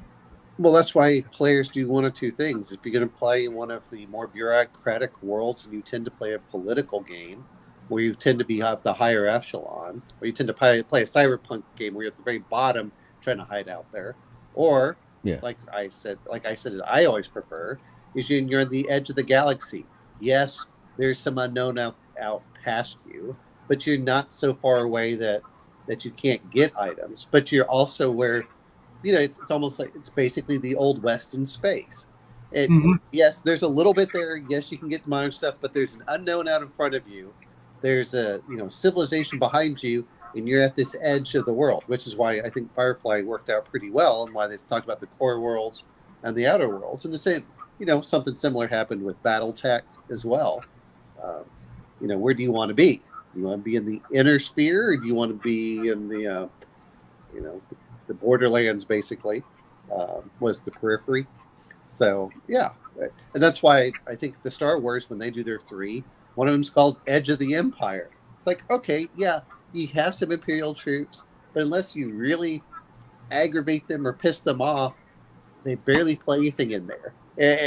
Now you get all your corrupt, officials and everything else, and you can play it that way. And it's like, well, just don't cause too much problem. Don't cause too many problems, okay? Yeah. And no, the Empire won't send a Death Star out here. Like But Tatooine. if they do, it still takes forever. Yeah. So it allows the players to do their smuggling and do some other stuff. Yeah, because th- th- that's the real tricky thing. Even some of the things I mentioned earlier about what's legal and illegal. Like right now, depending on where you go, you can literally look at like each country or each state as its own little self-contained world because more and more of the rules are very different from place to place. Maybe you've got like here in California on the West Coast, a lot of their rules are very different from the middle of the country to the East Coast. Well, I'm going to mention Yeah. something like What? Afghanistan. You pay lip service and you do fine, but it's hard to enforce anything out there because there's so many mountain areas and mountaintops, and it's really it's the social structure that enforces a lot of things. You can go to Africa, and a lot of these like, oh, okay, You there's can the go to might Africa. I makes ain't right. going there. There's the might makes right aspect for a lot of those lawless areas, and then there are Yeah. other areas that are actually pretty tame and nice. It's like, well, where do you want to go? And to be fair, you can say that even about cities. You can go into certain areas and go, this is not a place I want to be. And then other areas like, oh, this is really cool. And we only talk a few miles apart. So Yeah, you Yeah. really can't do most of this in fantasy games, can you? you Yeah. can do a lot of this in fantasy I mean, games. Just it's people really don't. hard to unless the players are playing like paladins and rangers, they can't really uh, it's really hard for them to be the cops or the Well, authority well, in the you beginning. always look at Paladins and Rangers. You're just a fighter. You just slap on something on your shield and claim that you're doing it for some god, and boom, you're effectively a paladin. You're looking at Yeah. powers, but I mean, What? if you actually look at it, and people forget about this, the Middle No, but Ages was I mean probably what happened the to the periphery. I mean the different levels of complexity of what what's legal and illegal. In fantasy Yeah. games, it really doesn't get that nuanced. Well, that's because One we thing, choose not to make it that nuanced. That's what I'm referring to. Go look at the one actual rules for things, and in D&D, it's like, oh, I'll just go travel. Or in the Middle Ages, if you were some unknown person, especially if you came off with wounds, you were treated, like only criminals do this. Or you started looking like if something bad happened, guess what? They always pinned it on you. If you were the traveler, that's why when you get merchants, they tend to travel with a lot of guards. Like, okay, and that's why you tend to form those networks. We don't really play the super xenophobic aspect of how it was. I remember watching. Did you guys ever watch River Monsters with Jeremy whatever? Yes. Yes, Um, I did. do you remember the one time he was going in Africa and there was some bad luck, and they're like, we had to leave this village because they were going to blame us Yes. for bringing bad luck. And people yeah. Yeah. forget about that. That was something real back then. Just like Nope. the idea of witches, we laugh at witches now. The sheer terror that came from that era of if your milk spoiled and things like that, you starve to death. Yeah. That terrifying. Witches were Or absolutely your cow went terrifying to dry that for group. like unknown reason. They were You know. blamed for crazy stuff like that. I'm sorry, George. Oh, it's okay. One thing I want to bring it back to like the notion of like doing fantasy, having like a law in fantasy and police in fantasy. Police departments are a pretty recent thing. I think the first police department was like London in like the 1800s. So it's like before that it was just kind of the law was a lot differently. It was it was protection was very different, I guess you can say. Well, But you still had sheriffs, and yeah, they would yeah. have to enforce. And I mean, So But they yeah, worked you have, but no, independent of one another. to It wasn't like a to do unified. something like that. I was just thinking about this movie I watched recently, and it was I watched it in the past before, and it's a book. It's a very medieval setting. It's called Name of the Rose by yeah, Umberto yeah, Eco, and yep. it's intense. Like I would love to see a module based on this because it's so awesome. Like it's a contained setting. It's like this bishopric basically, Yeah. and No, I'm they're familiar with basically a it. castle. And It it's a go ahead. Sorry. monastery, isn't it? It's a Yeah, Yeah. monastery, and the yeah, yeah, library. These various monks. It's a murder mystery set in the Middle Ages, if I remember yeah. correctly. And it's got Sean Connery and Christian Slater.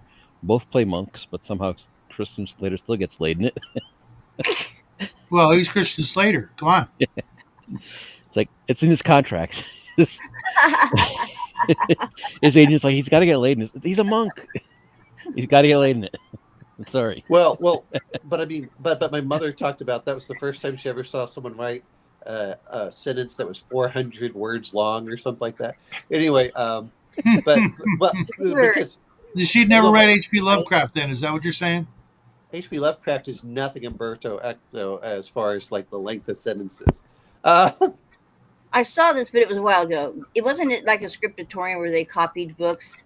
That was the main Yes. function of the yeah, monastery. Well, and that's what monks did. But if they were in a monastery, if I remember correctly, and they were going through and they were trying to figure out why certain ones were dying, and they were finding Yeah. what The was it, murder of black? It was the Greek it was translator. black in their tongue or something like that, which Yeah. is great Yeah, if you're and the actually doing a and murder the thumb. mystery. Yeah, it was great if you try to do a murder mystery. If I remember correctly, that's what it was Yeah. really based off of. Yeah. Um, And then and kind of based on like similar to what you're saying, like when something bad happens, some people freak out, and of course they're like, "The devil is here." That old guy, that Yeah. old crusty actor, he's like, "The devil is here." And there was all the weird gay stuff going on as well, which just Yeah, was I irritating. remember the library and The library. turret. That Yeah, there was in the the monk turret. the monk that like albino, overweight, bald, creepy monk. I don't remember him. well, RPG I Graham, blocked that a lot of times people say stuff, but generally that's is why your men protected their women, because people try to do it. That's why, if you didn't have someone, you were always being blamed as being one of the others. That's why it was also very dangerous to travel alone, from one city to another, because if anything bad, they blame you because everything was fine until you arrived. They're like, this is coincidence. Like, we don't care. Yeah. You're bad luck. You Yeah. brought the devil with you. That's why they always viewed strangers as suspicious, or viewed. And and people who this is what people forget about. People who like if you were missing an ear or something, they would say, "Oh, that was a convict," even if that was just an industrial accident or something, Right. some type of accident. And Hmm. people, there were a lot of punishments for that, and so I think sometimes they would actually give them like papers saying on how they got the injury to make sure that they weren't a criminal. Wow, Um, imagine, if you throw in the human alien sort of aspect to that concept. The human crew lands on an alien world. It's had uh, visits by humans, but now you've got this crew of a free trading ship, and they got a cargo hold full of stuff they want to trade, and one little mistake, and excuse me, your crew is packing up and leaving quick, if not trying to bust out one of their friends about to be sacrificed to the crocodile Tyrannosaurus Rex god up in the volcano. What well, well, happened well, on well, well, we're the also original mentioning Star these Trek weird where aliens, Scotty? but I mean, go look at Shogun. You're about as far as you had Shogun. If you really want to have Yeah, some fun, go. I remember. I love that TV series. Well, the team, yeah, but I mean, he gets wrecked. He goes over. Hey, they're doing this, but then the other one is go look at what happened with the Aztecs, where they said, oh, the men have come over sailing on. Um, they have floating mountains is the way that they called their ships because they had those big sails and everything. Mhm. And then you start saying, well, okay, here we're going to go appease them. What we're going to do is we're going to give them food, and then we're going to bring children so they can put the blood on the food, as the sacrifice. And yeah, all of a sudden, yeah, it's like you get two different cultures. The big thing is cultural. Everyone talks about, well, if you look weird, boy, when you get cultural and have different aspects. My favorite was if you go to the Middle East and burping, and you go over to proper British and how they look at burping, that it's 180 degrees. Uh, if Hey, you aren't Algar. burping, then you don't like the food. If you are burping in proper British society, then you're uncouth, heathen. so, so yeah, and people don't understand. That's one of the things. As much as talk a little bit about moderns. Look at Meghan Merkel, who did not grow up with the proper training to be a royal, and Hmm. all the friction that caused with that. No, Or I mean, human. well, no. I mean, let's be honest about it. Regardless of how you look at it, is the same thing happened with what was it, Fergie?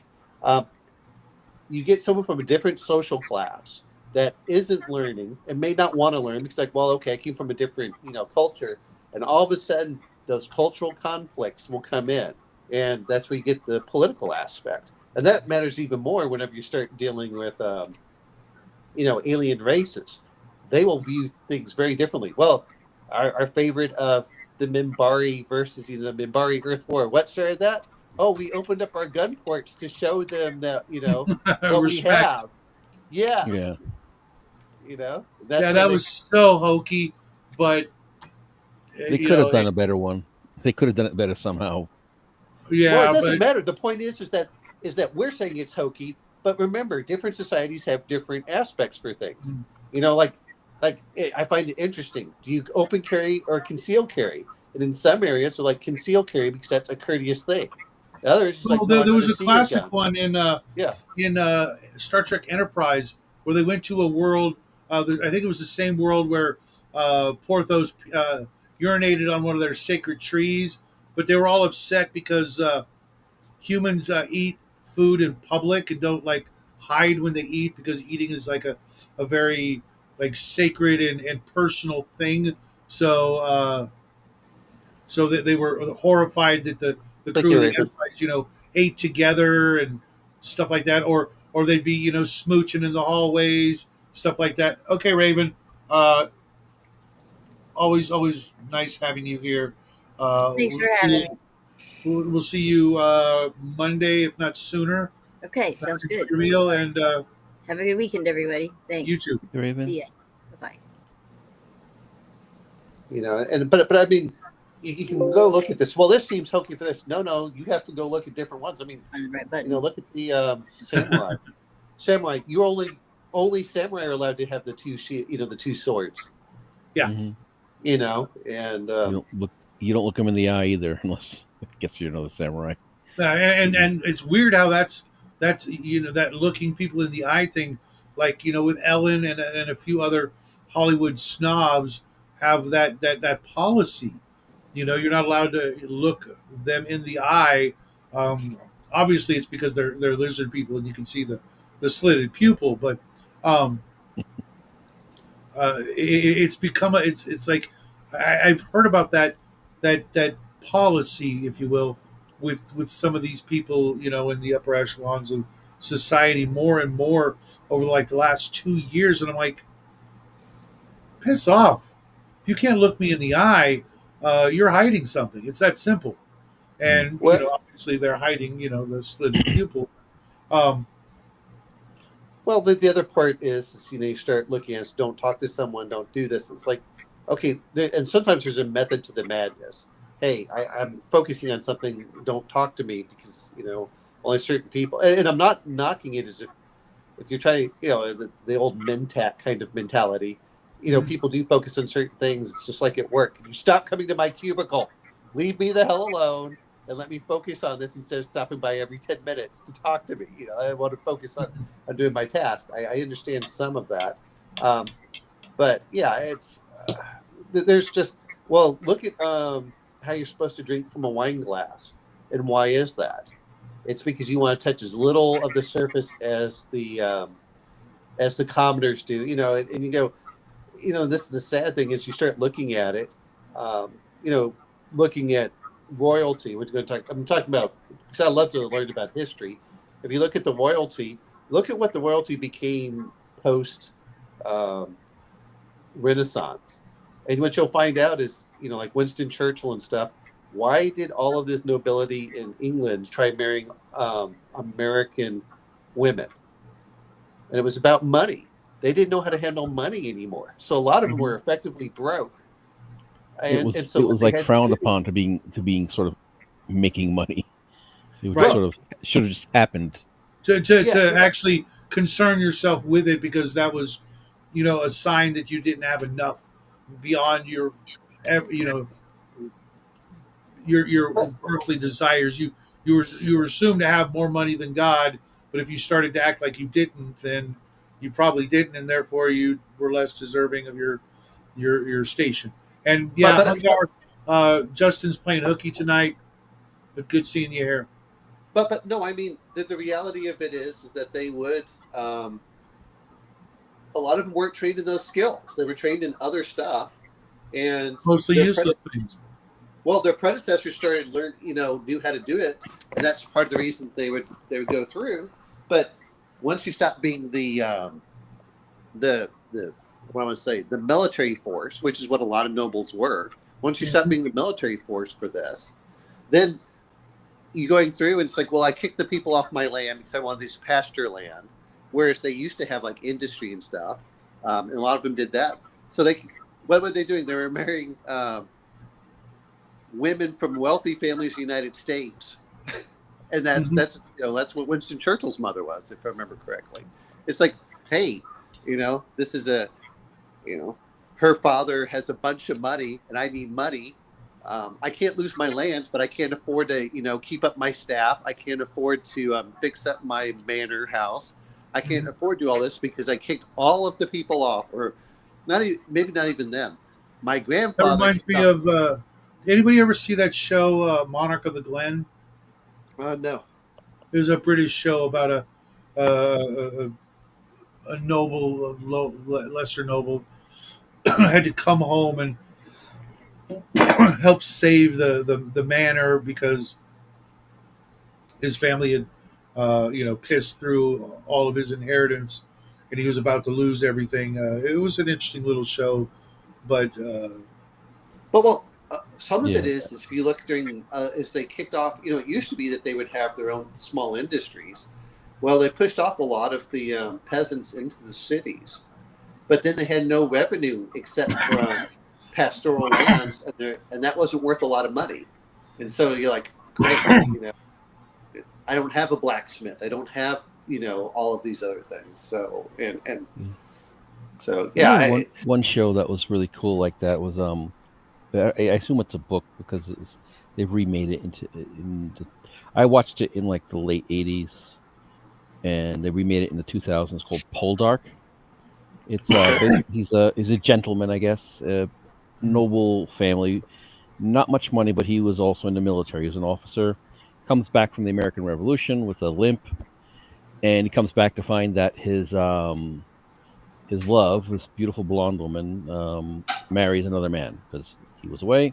And then and when the war ended, he was supposed to come back. He was injured, and never came. Didn't come back. And then, of course, couldn't wait for him, and ended up marrying somebody of lower birth but higher money than him. So that was kind of the one of the things. No, she married his brother. oh. Yeah, she married his brother. I'm sorry. That's it. Later on, when the brother dies, she marries the other guy. And of course, in this whole thing, I guess the part is that he's very dark and brooding, and he's also very rash. And I guess he ends up knocking up this red-haired servant girl that he has. And instead of throwing her out in the street, as most of these gentlemen would have done in those days, he actually marries her. That's very similar to Monica the Glen, believe it or not. It might be the same story, like different name for the same story. Well, what was Really cool? He ends up marrying the scullery maid because, honestly, because the girl that he was like supposed to hook up with, she got married and left the show, and they had nobody left. So it's like, okay, I guess the only other remotely attractive woman in the cast was the maid, and it was just like, just cancel the show, you know. That reminds me of an episode. That was my daughter's making me watch Gravity Falls. Well, not making me. I want to watch Oh, you're it. gonna love it. Jackie and I just finished watching it a couple of months ago. That was a fun little. Yeah, it reminds me of like where Grunkle Stan he can't reach the remote, so he ends up stuck on this like British like soap opera. And he's like, oh no, the boring British soap opera, but he can't reach the remote, so he just has to watch it. And at the end, he's crying. It's like, yeah. It's like, and you can just hear in the background, "I'm not just a duchess, I'm a woman." For he's crying. Yeah, you tell her. Yeah, it was funny. For actually, I think it must have been before Christmas, so it's been actually more like 6 months. Someone commented on one of our videos. I know, way off topic, but commented on.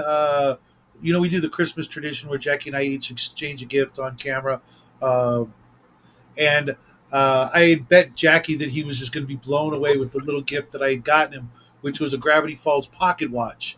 Because he said he wanted a pocket watch, and I knew how much he loved Gravity Falls. Happened to find one with the Cipher Bill on it, which is one of his favorite characters of all time. And one of our new subscribers had gone back and actually watched that silly little 5-minute video, and even time stamped the moment that you could see me looking at him going, because I bet him $10 and he was going to absolutely love the gift that I got him. And at first, he pulls it out. It's like, oh crap, I know what this is. And I'm like, no, you don't. You think you do, And then he's like, well, I think I'm going to win the $10. I was like, nope. And then he's like, opens it up and just like floored him, that I had found a pocket watch with something other than like an eagle or a freaking sailing ship or something on it. But that just happened like earlier this week, and I'm like, who does that? I mean, I really appreciate it, but I don't go when I find a new YouTuber that I like. I don't like deep dive the most obscure video they have. But it was pretty funny, and you're gonna love Gravity Falls. It's definitely something. Enjoy the moment that you have watching it with them. Anything like that they want you to watch. My old man was the exact opposite. It's like, he'd get me into stuff, but then he wouldn't watch it with me. He'd be like, hey, I'd get home from school. He's like, hey, Sun Green's coming on at 5 o'clock. Watch it. I'm like, okay, but he's gonna watch it with me, Or hey, Planet of the Apes is on again. Oh, cool. You don't know, too busy. But that's how I watch Soylent Green, Silent Running, Rollerball, uh, all the great '70s and '80s movies that somehow he watched without me before I was born or something. Like, what the shit, You don't want to watch it? Nah, I'm busy. You watch it. Oh, okay. So Yeah. when they ask you to watch something with them, don't hesitate. It, I it mean, might, they might hate it, but they will never forget that time. Yeah. yeah, the time is good. I mean, I know my son and I'll have him watch the stuff. I'm like, okay, I'll just leave you alone while you watch something because I don't want to like bother him while I'm doing this stuff. But I'll come by and I'll stop and like, what do you think so far? Oh, it's really good. You're like Lord of the Rings. I mean, we were talking about just the special effects. I was watching some of the it was Bahubali, the Bollywood stuff, and we're watching it. We're going, wait a minute. The special effects are just as good as what they have in Hollywood, and they know how to have fun and make it, over the top and ridiculous. It was like the 1980s films, except now Bollywood's doing them instead of trying to make everything some existential, self-flagellation. Oh, the world is so terrible. Like, nope, they don't care. It's like, all right, here we go. Let's go watch this. And we were watching. Yeah, I got that. I got that same couple- feeling when I watched Crouching Tiger, Hidden Dragon. I'm like, holy crap, this is freaking epic. Why don't we get more movies like this? It was like the one movie that made it above that cultural barrier. Because the whole kung fu theater was considered schlocky to us for the longest time, but Crouching Hey, Tiger. I grew up on kung fu theater. I don't care if it was schlocky. I still enjoyed it. But what I didn't like was the Chinese would do their fantastical stuff, which they wouldn't bring over here. I heard that they did show it in California. I'm talking like they had the Monkey King and the God Wars. Hey. No. But I mean, when you looked at one of them, it was. Shadow and Sons. Well, I'm sorry, you didn't. It's too late. You just because you steal names doesn't mean you copyright them. Anyway, but Watch me. but no, there was one of them I was watching in Germany. Of course, it was, they had it dubbed in German or something. I'm reading this, but they had like this giant worm and like vampires and dragons, and they had the kung fu, and they're shooting off like it was what it reminded me was Hawk the Slayer. If you guys remember watching that as a child. No, actually. But what was the one we just watched? Was it Hawk the Slayer? I don't know which one you just watched. Is that the one with the sword that shoots off?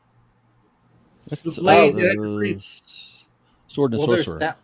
Was that what? No. The Hawk the Slayer was the one where, like, they would show him shooting, but they would like cut every time he pulled the bow back, so it just looked like he was just like rapid firing like a gun. How many arrows he could shoot off in a second. Okay, I don't remember that one then.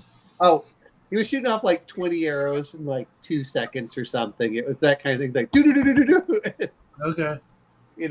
But those are but that's what a lot of the Chinese did. But I really, like I said, watching Bollywood and like, man, and like, okay, it isn't quite up to the level that we have for our special effects. But I would rather just watch a movie that's fun.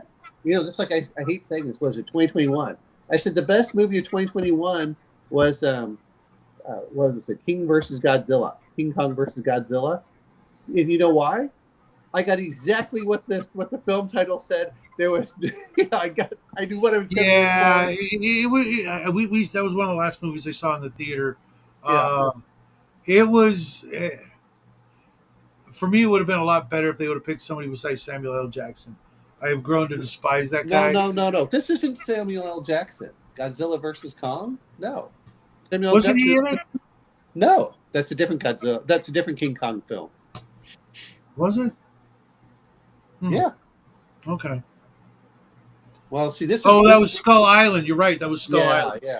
No. This is. We didn't see it in the theater. We just bought the DVD.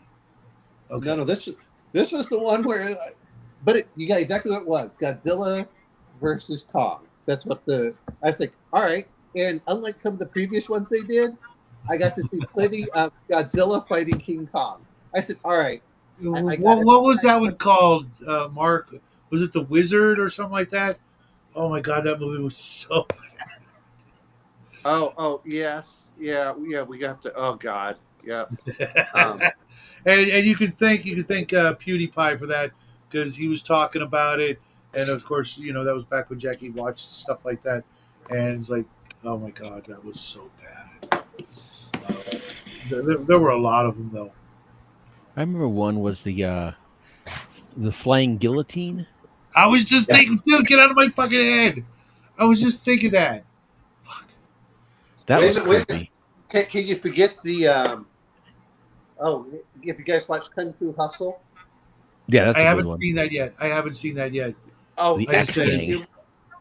it's pretty humorous, but yeah, I mean, they've got like the old chain smoking lady and her husband, and they're like these super. Then you find out they're kung fu masters. But when you Yeah. look at her, she's just the visuals of that is great. Well, and even if you don't go for that far, is Sorry, what was Mark. it? Nothing I can do Drunken about Master. it. Oh, Drunken Master 2. That one was fantastic. That is a great film. With Jackie Chan. He said he got all of the special effects, so not special effects, all of the stuntmen in Hong Kong to do the movie. And especially when they're fighting in the tavern, like, holy crap, I'm writing it down. I've actually this is the first night that in a while that we've done the sci-fi shadow chat that I've actually been taking notes. Oh, there's so many. But when you grow up on this stuff, you're like, okay, and you're willing to accept some of the ridiculous aspects to it. But I hate saying it. While there's super heroic aspects to it, it doesn't feel that. It doesn't feel as much about that. We were talking earlier about superhero stuff, and if it wasn't for the damn tights, the whole superhero genre, I think would have lasted a lot longer, being valid. I think the greatest thing that happened to the superhero genre was the TV show Heroes. It was so good the first 2 years. I mean, one of the best written shows I've ever seen when it came to weaving all these threads together and no Heroes freaking fights. it did great until they had the writers' strike, and then it just Yes, stopped afterward. writer's strike But killed it. but then the other part that comes into it is when I start. I'm sorry, superheroes are relatively boring to me. They always have been. And the problem really comes down to, what killed it is the special effects where you don't actually feel any real threat to the main characters. Well, yeah, because they always focus on the best of the heroes. The Batmans, the Supermans, even Iron Man, which I love those movies. And I think today or yesterday was the anniversary of that movie coming out with Robert Downey Jr. Who was phenomenal as Tony Stark. Yeah, there was so much plot armor around those characters. Even Spider Man, who perpetually got his ass handed to him for the first 200 issues of the comic book. They take away that sense of any real danger. It's like, oh, it's a Spider Man movie. He's not going to die. Unlike when you're playing a role playing game. Sure, you're the stars of the game, but you're well, all well, probably gonna die. well, I still laugh because we talk about this, but then you watch Game of Thrones. They're like, I'm never watching it because they killed Ned Stark. And I'm like, really? Get over it. It's Sean Bean. It was kind of written. I mean, It's in his contract. really, Like, well, Yeah. I mean, he was in for season 1. He gets his head cut off. It's like, okay, or like, fine. These things happen. But you kind of want the characters to have meaningful. And the other part is, you know what killed the superhero genre is crappy stories. That's what killed the superhero genre. You know, when you start looking at Iron Man, like I enjoyed the first Iron Man. Did it have a great plot? No, but I really like watching Robert Downey Jr. By the time the third one came around, I said, I just don't care. You know, I don't care Well, about. because they were so caught up with trying to rewrite everything to make it fit instead of sticking with things that actually happened in the books and maybe skipping ahead, but they were too busy trying to make all these other movies fit with all the changes that they had implemented to make it modern. And if you No, if you I'm not even saying that. I'm saying that I hate saying it. If you make a crappy movie and you make a string of crappy movies, it doesn't matter even if you follow the books or not. Everyone's like, "Oh well, well, I no, don't care that's if why you they were follow the books." crappy. They were crappy is because they weren't following the law. No, they were crappy because it was they made characters that weren't interesting. They didn't have good dialogue. They tried making it way too hokey for certain things. I'm like, look, you have to make people.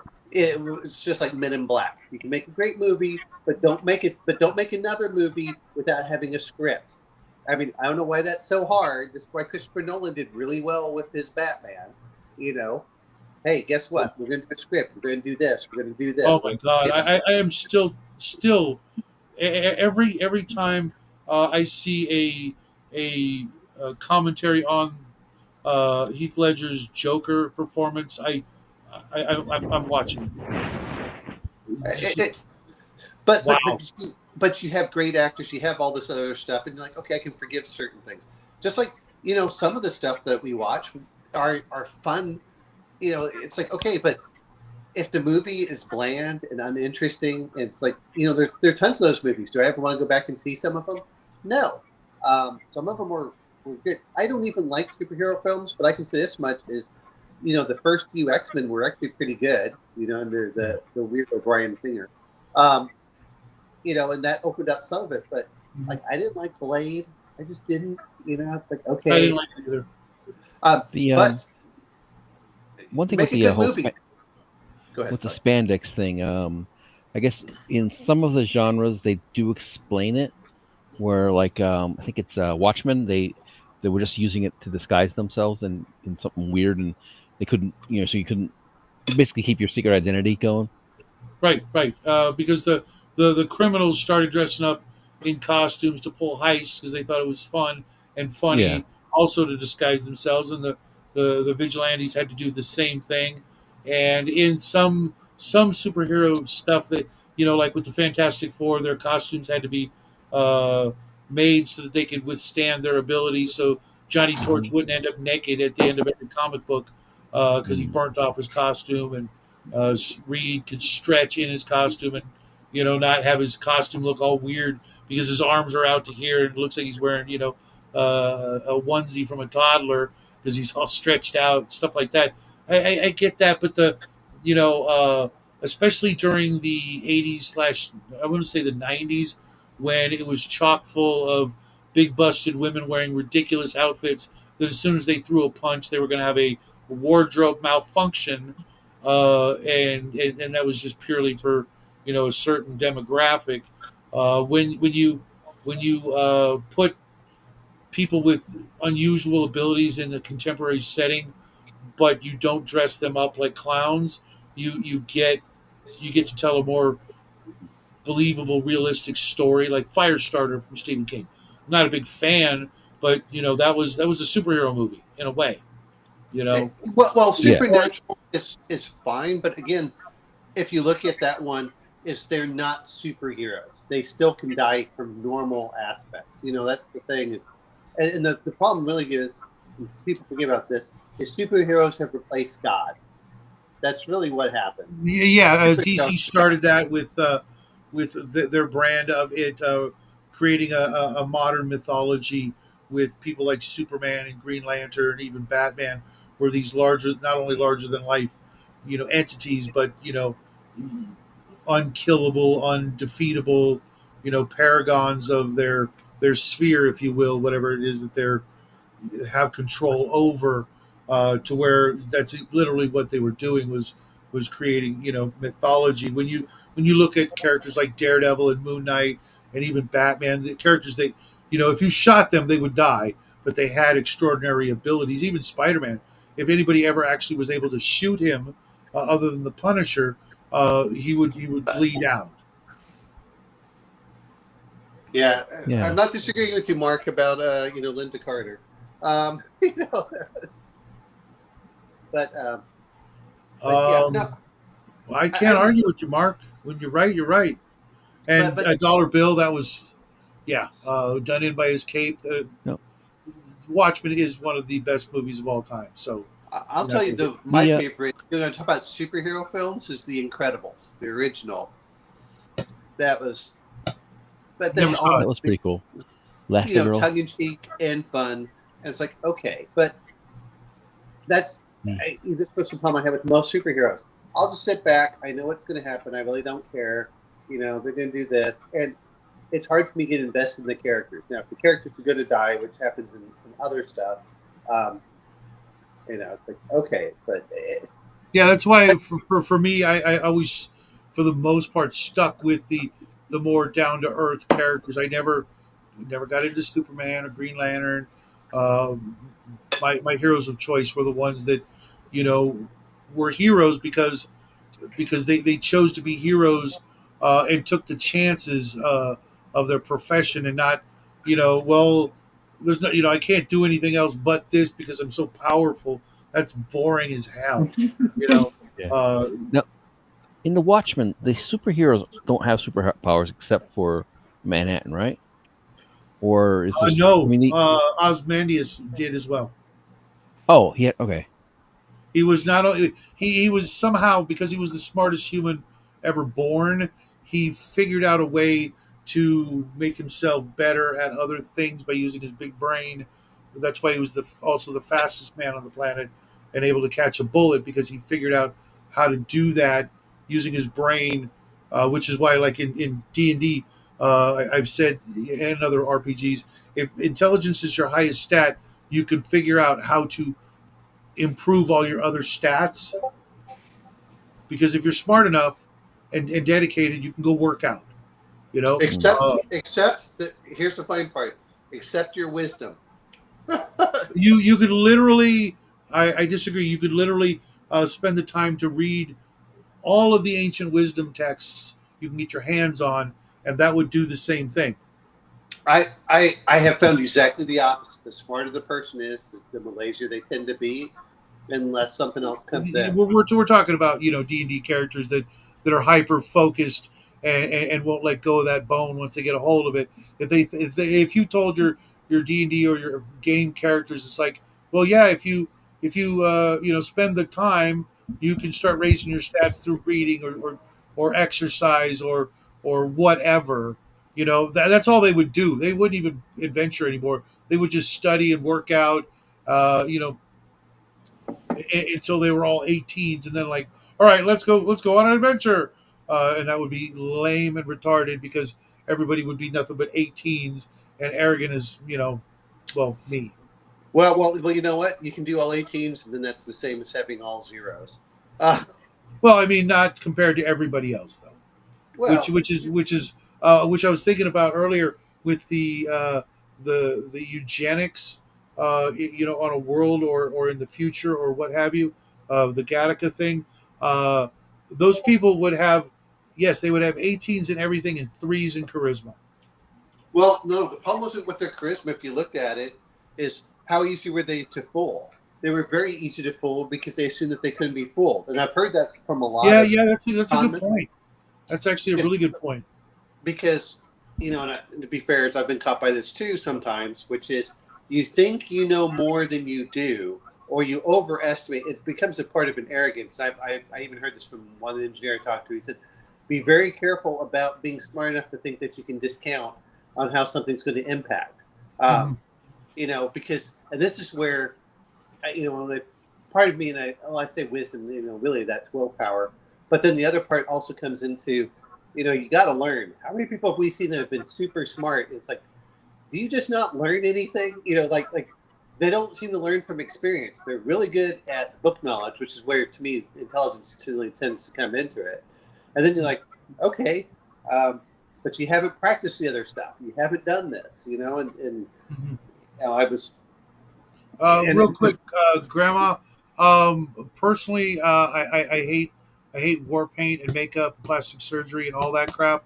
Um, there have been some, people I've known. Let's just say that for me, that's the uh, the true measure of that physical beauty quality.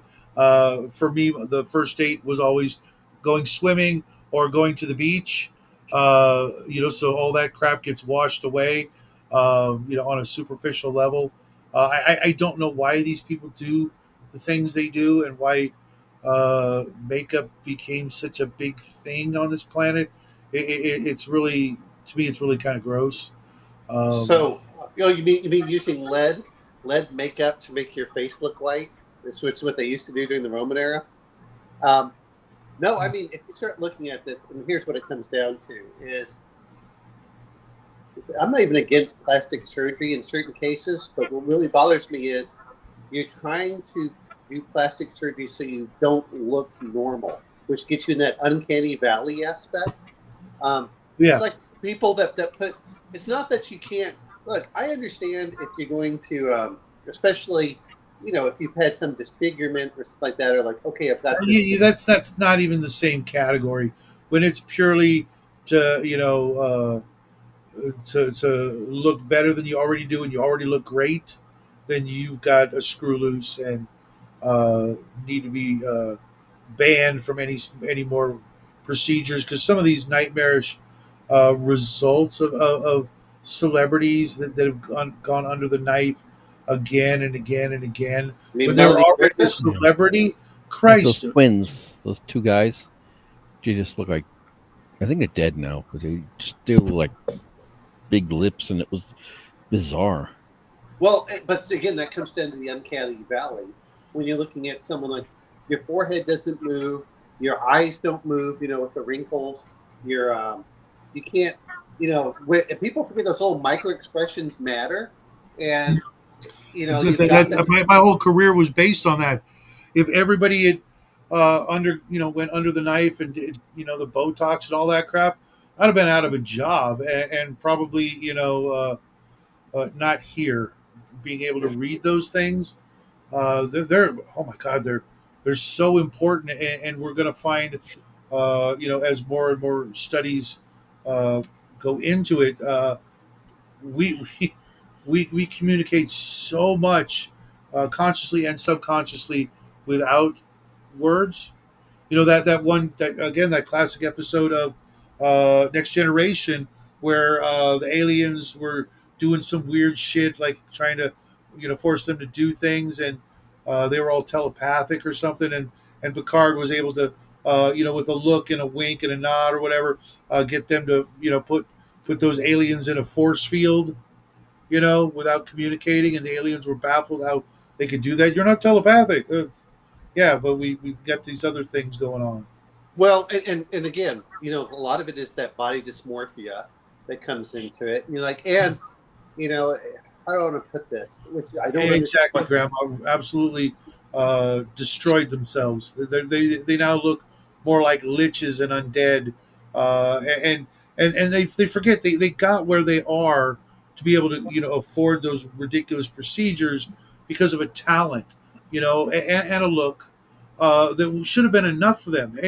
How many people would give up their eye teeth to be able to be in their position and then never go under the knife because they were so grateful to have been blessed with the luck and the skill and the talent and the opportunities. But no, that ain't enough. Well, yes, but a lot of it says psychological contagion. Well, so and Yeah, so did this, and then they start believing that they're good instead of actually listening to people. I mean, I hate saying this. What is this with Botox and lips? That is the weirdest thing to me. And here's what a lot of it comes down to. This is what people forget about. I'm not saying that men don't like some changes. I've seen plenty of women where okay, I'll get some liposuction here, I'll do this, but but a lot of women do stuff like, do you know any man that goes over and they talk about the nails?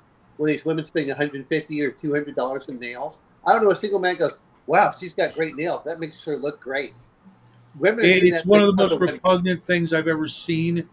I absolutely hate long fingernails on women. Uh, it's But just I almost but think of it. It's like it's a foot status binding symbol to among make women. yourself useless. Like No. It's how a useless status I can symbol make among myself. but it's a status symbol among women. Yeah. It's women to women. It's not for men. Which it's to prove that they don't have to do a damn thing, which includes cleaning themselves properly. well, the other part that comes down to it is it's well, if I have this, I don't have to, and that's what a lot of it I think is for the surgeries. They aren't asking men what they want. They're looking at what women want. How many times have I heard? Of course, women sabotage each other all the time. Oh, that looks wonderful, and you're like, why don't you guys get married? I'll tell you really. I know. I was just watching some videos on that. Oh my god, they hate each other so much. It's Well, I Arnold don't. was doing that to some of the other bodybuilders, basically giving them the wrong shit Well, if they rub them the wrong way, well, or but if but I he mean, thought but even he for was threatened by them. bodybuilders, go look at bodybuilders. Bodybuilders are not looking natural anymore either. You're like, oh, that person looks so great. And you're like, no, you don't. You got that big distended belly. You got this, you start looking at me like you're not, you're starting to reach that uncanny valley again. And what it is, well, it takes a lot of work to get there. It does take a lot of work to get there, but you're not looking human. You're looking. Yeah, and then you can't, bend your arms or scratch your back and do other kinds of things because you're just too roided out or whatever. Well, Arnold Yeah. Schwarzenegger was told to stop working out when he was doing the Conan movie because he couldn't swing the sword properly.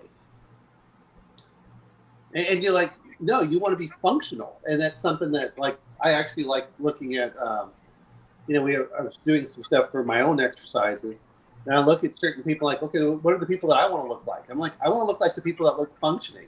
And my friend's a big guy. We're looking at him and like, well, that guy's still stronger than I am, and he can do stuff I can't do, and that's um, Yeah, I yeah, remember watching a mountain climber doing. He went to one of those strongman competitions, yeah. and he was doing all the grip events, and he was like maybe he was placing in the top three in a lot of them just with grip, and I think a lot of that, and even some of the regular stuff he was up there. He was doing good on the normal stuff too, like the normal strongman things, lifting up the Husafeld stones and stuff. Was that Magnus Midtoe or whatever his name was?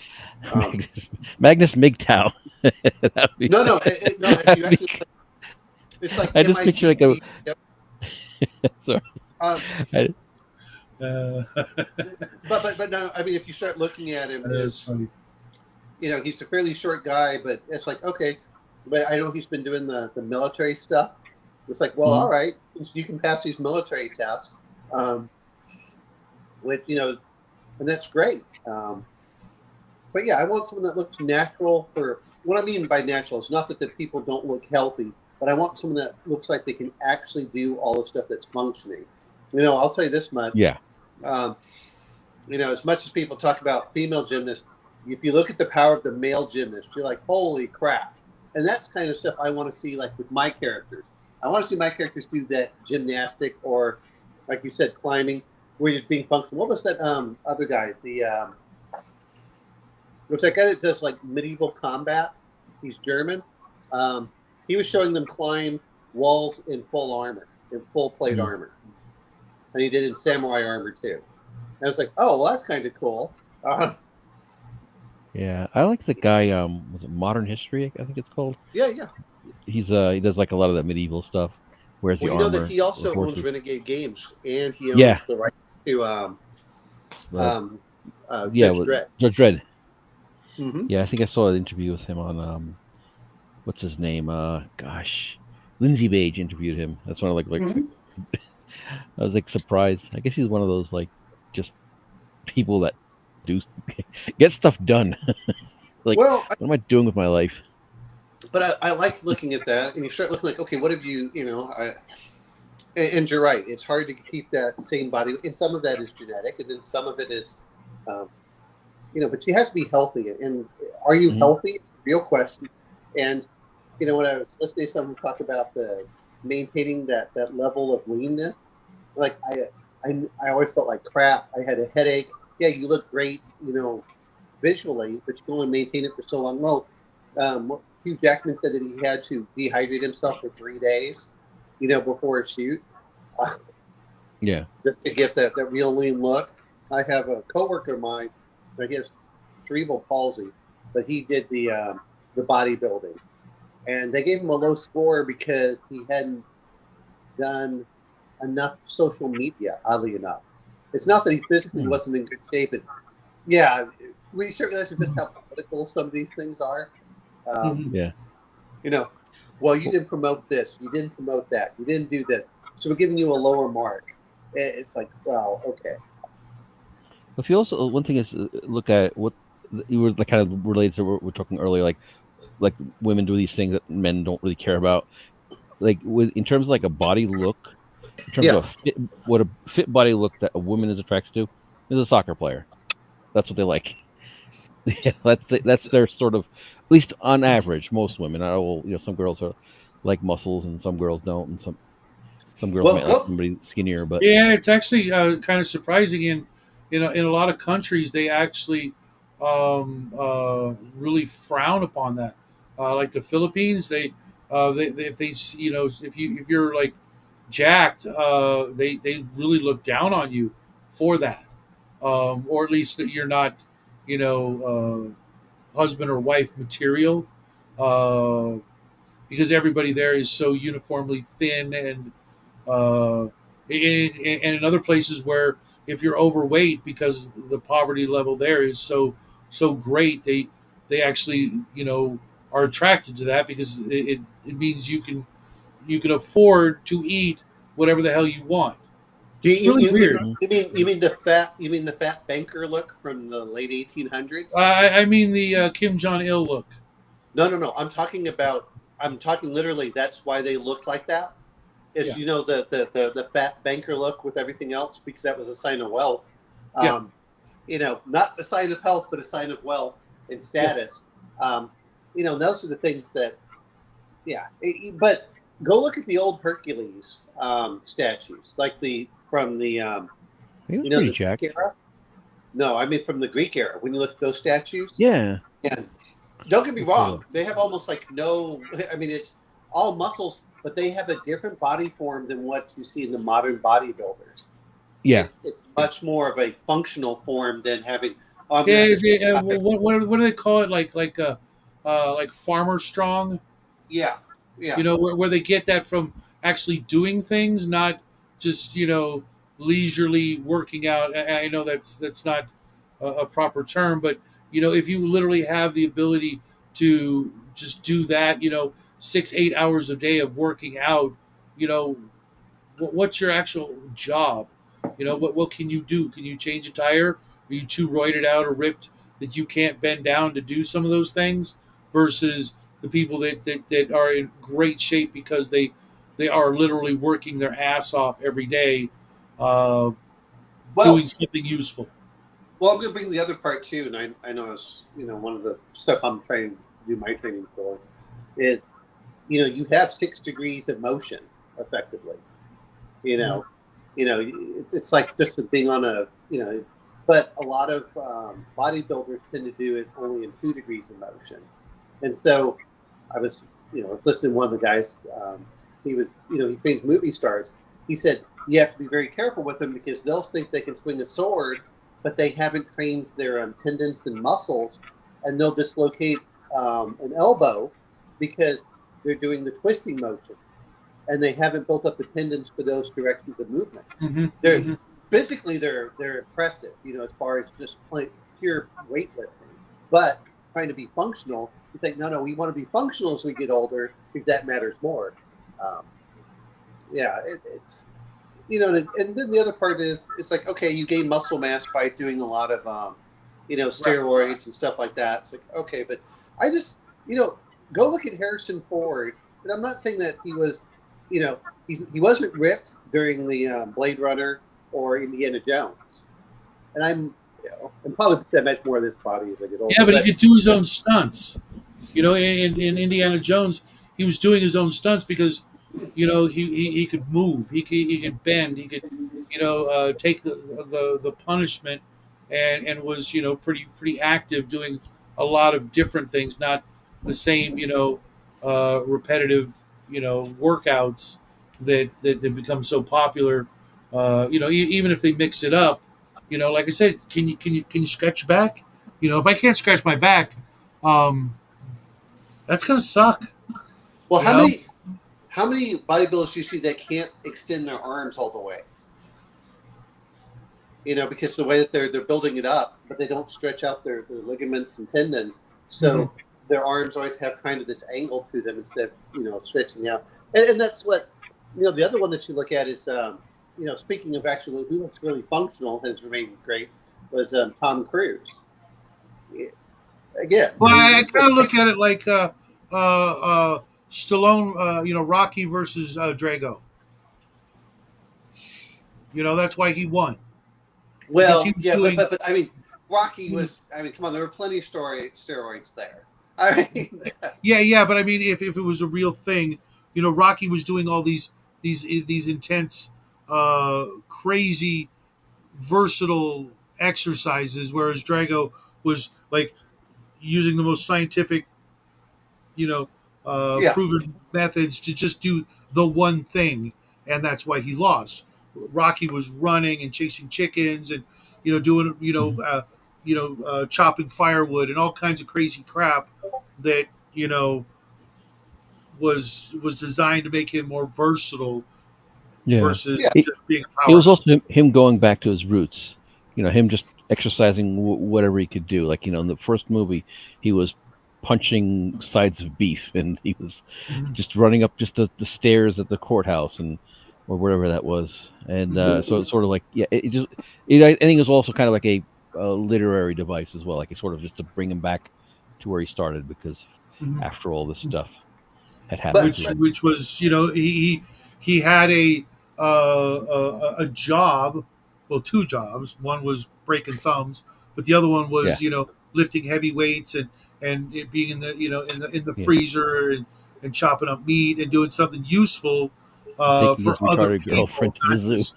not just a self-indulgent obsession over one's own physical existence. Yeah, well, how many of them have come out and we talk about this athlete? As soon as they get one loss, they just seem to lose all their confidence just deflate. Um, the perfect example was Ronda Rousey. As soon as she lost, it was like, whoosh, Yeah, you know? I just saw a thing. Jack LaLanne. I actually heckled Yeah, him yeah. once. What's his name? What's the actor who played Whiplash in the Iron Man movie? His name just escaped my head. Uh, Mickey Rourke. Yeah. Oh, way He's too now much boxing plastic it like surgery. he's now boxing But because he talk got about someone that so. has way too much plastic surgery and that's really like made his face weird.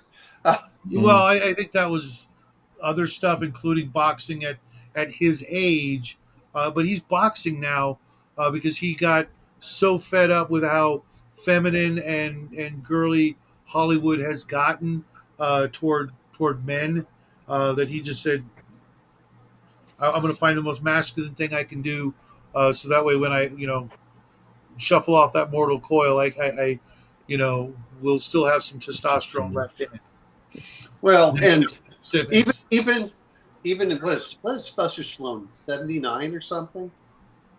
Mhm. Um, you know, he's still in great shape. Now, of course, I understand their drugs still used there, but you still have to do the workouts, and he's Mhm. still doing the workouts, more than most people. And really, it's like, look, I guess what I'll try to say is, people go out and exercise, go take a walk, Touch some you know, grass. you Yeah, know let's make that a great segue to say goodnight. Because that's one thing I've always been a big proponent of is going out and touching grass, getting some fresh air, uh, meeting people, and doing stuff like that. Sure, we love our RPGs, but in order to keep playing them and doing them, we have to do some other things as well uh, in the real world. So. Uh, Obviously, go out and play some games this weekend if you get the chance. But if not, go to the park.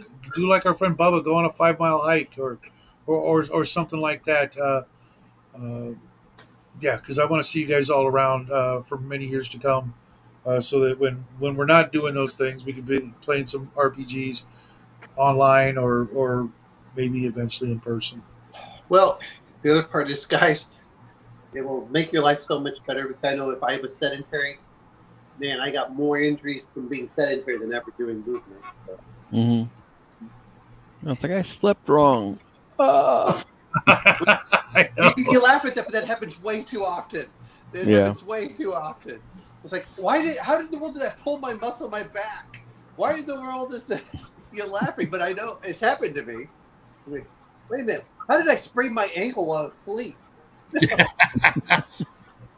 All right, folks. With that, I'm going to say adios. I gotta do some stuff. I got to get to the God Wars and try and bang out as much of the report for uh, hopefully Monday. But there's still some Oh, laggers. I have to make my moves.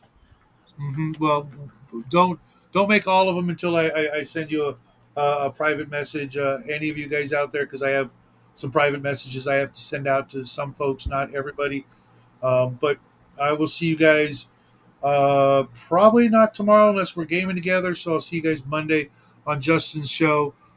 Miss you, Justin. I think you would have enjoyed tonight, but if you needed to do the things, you need to do the things.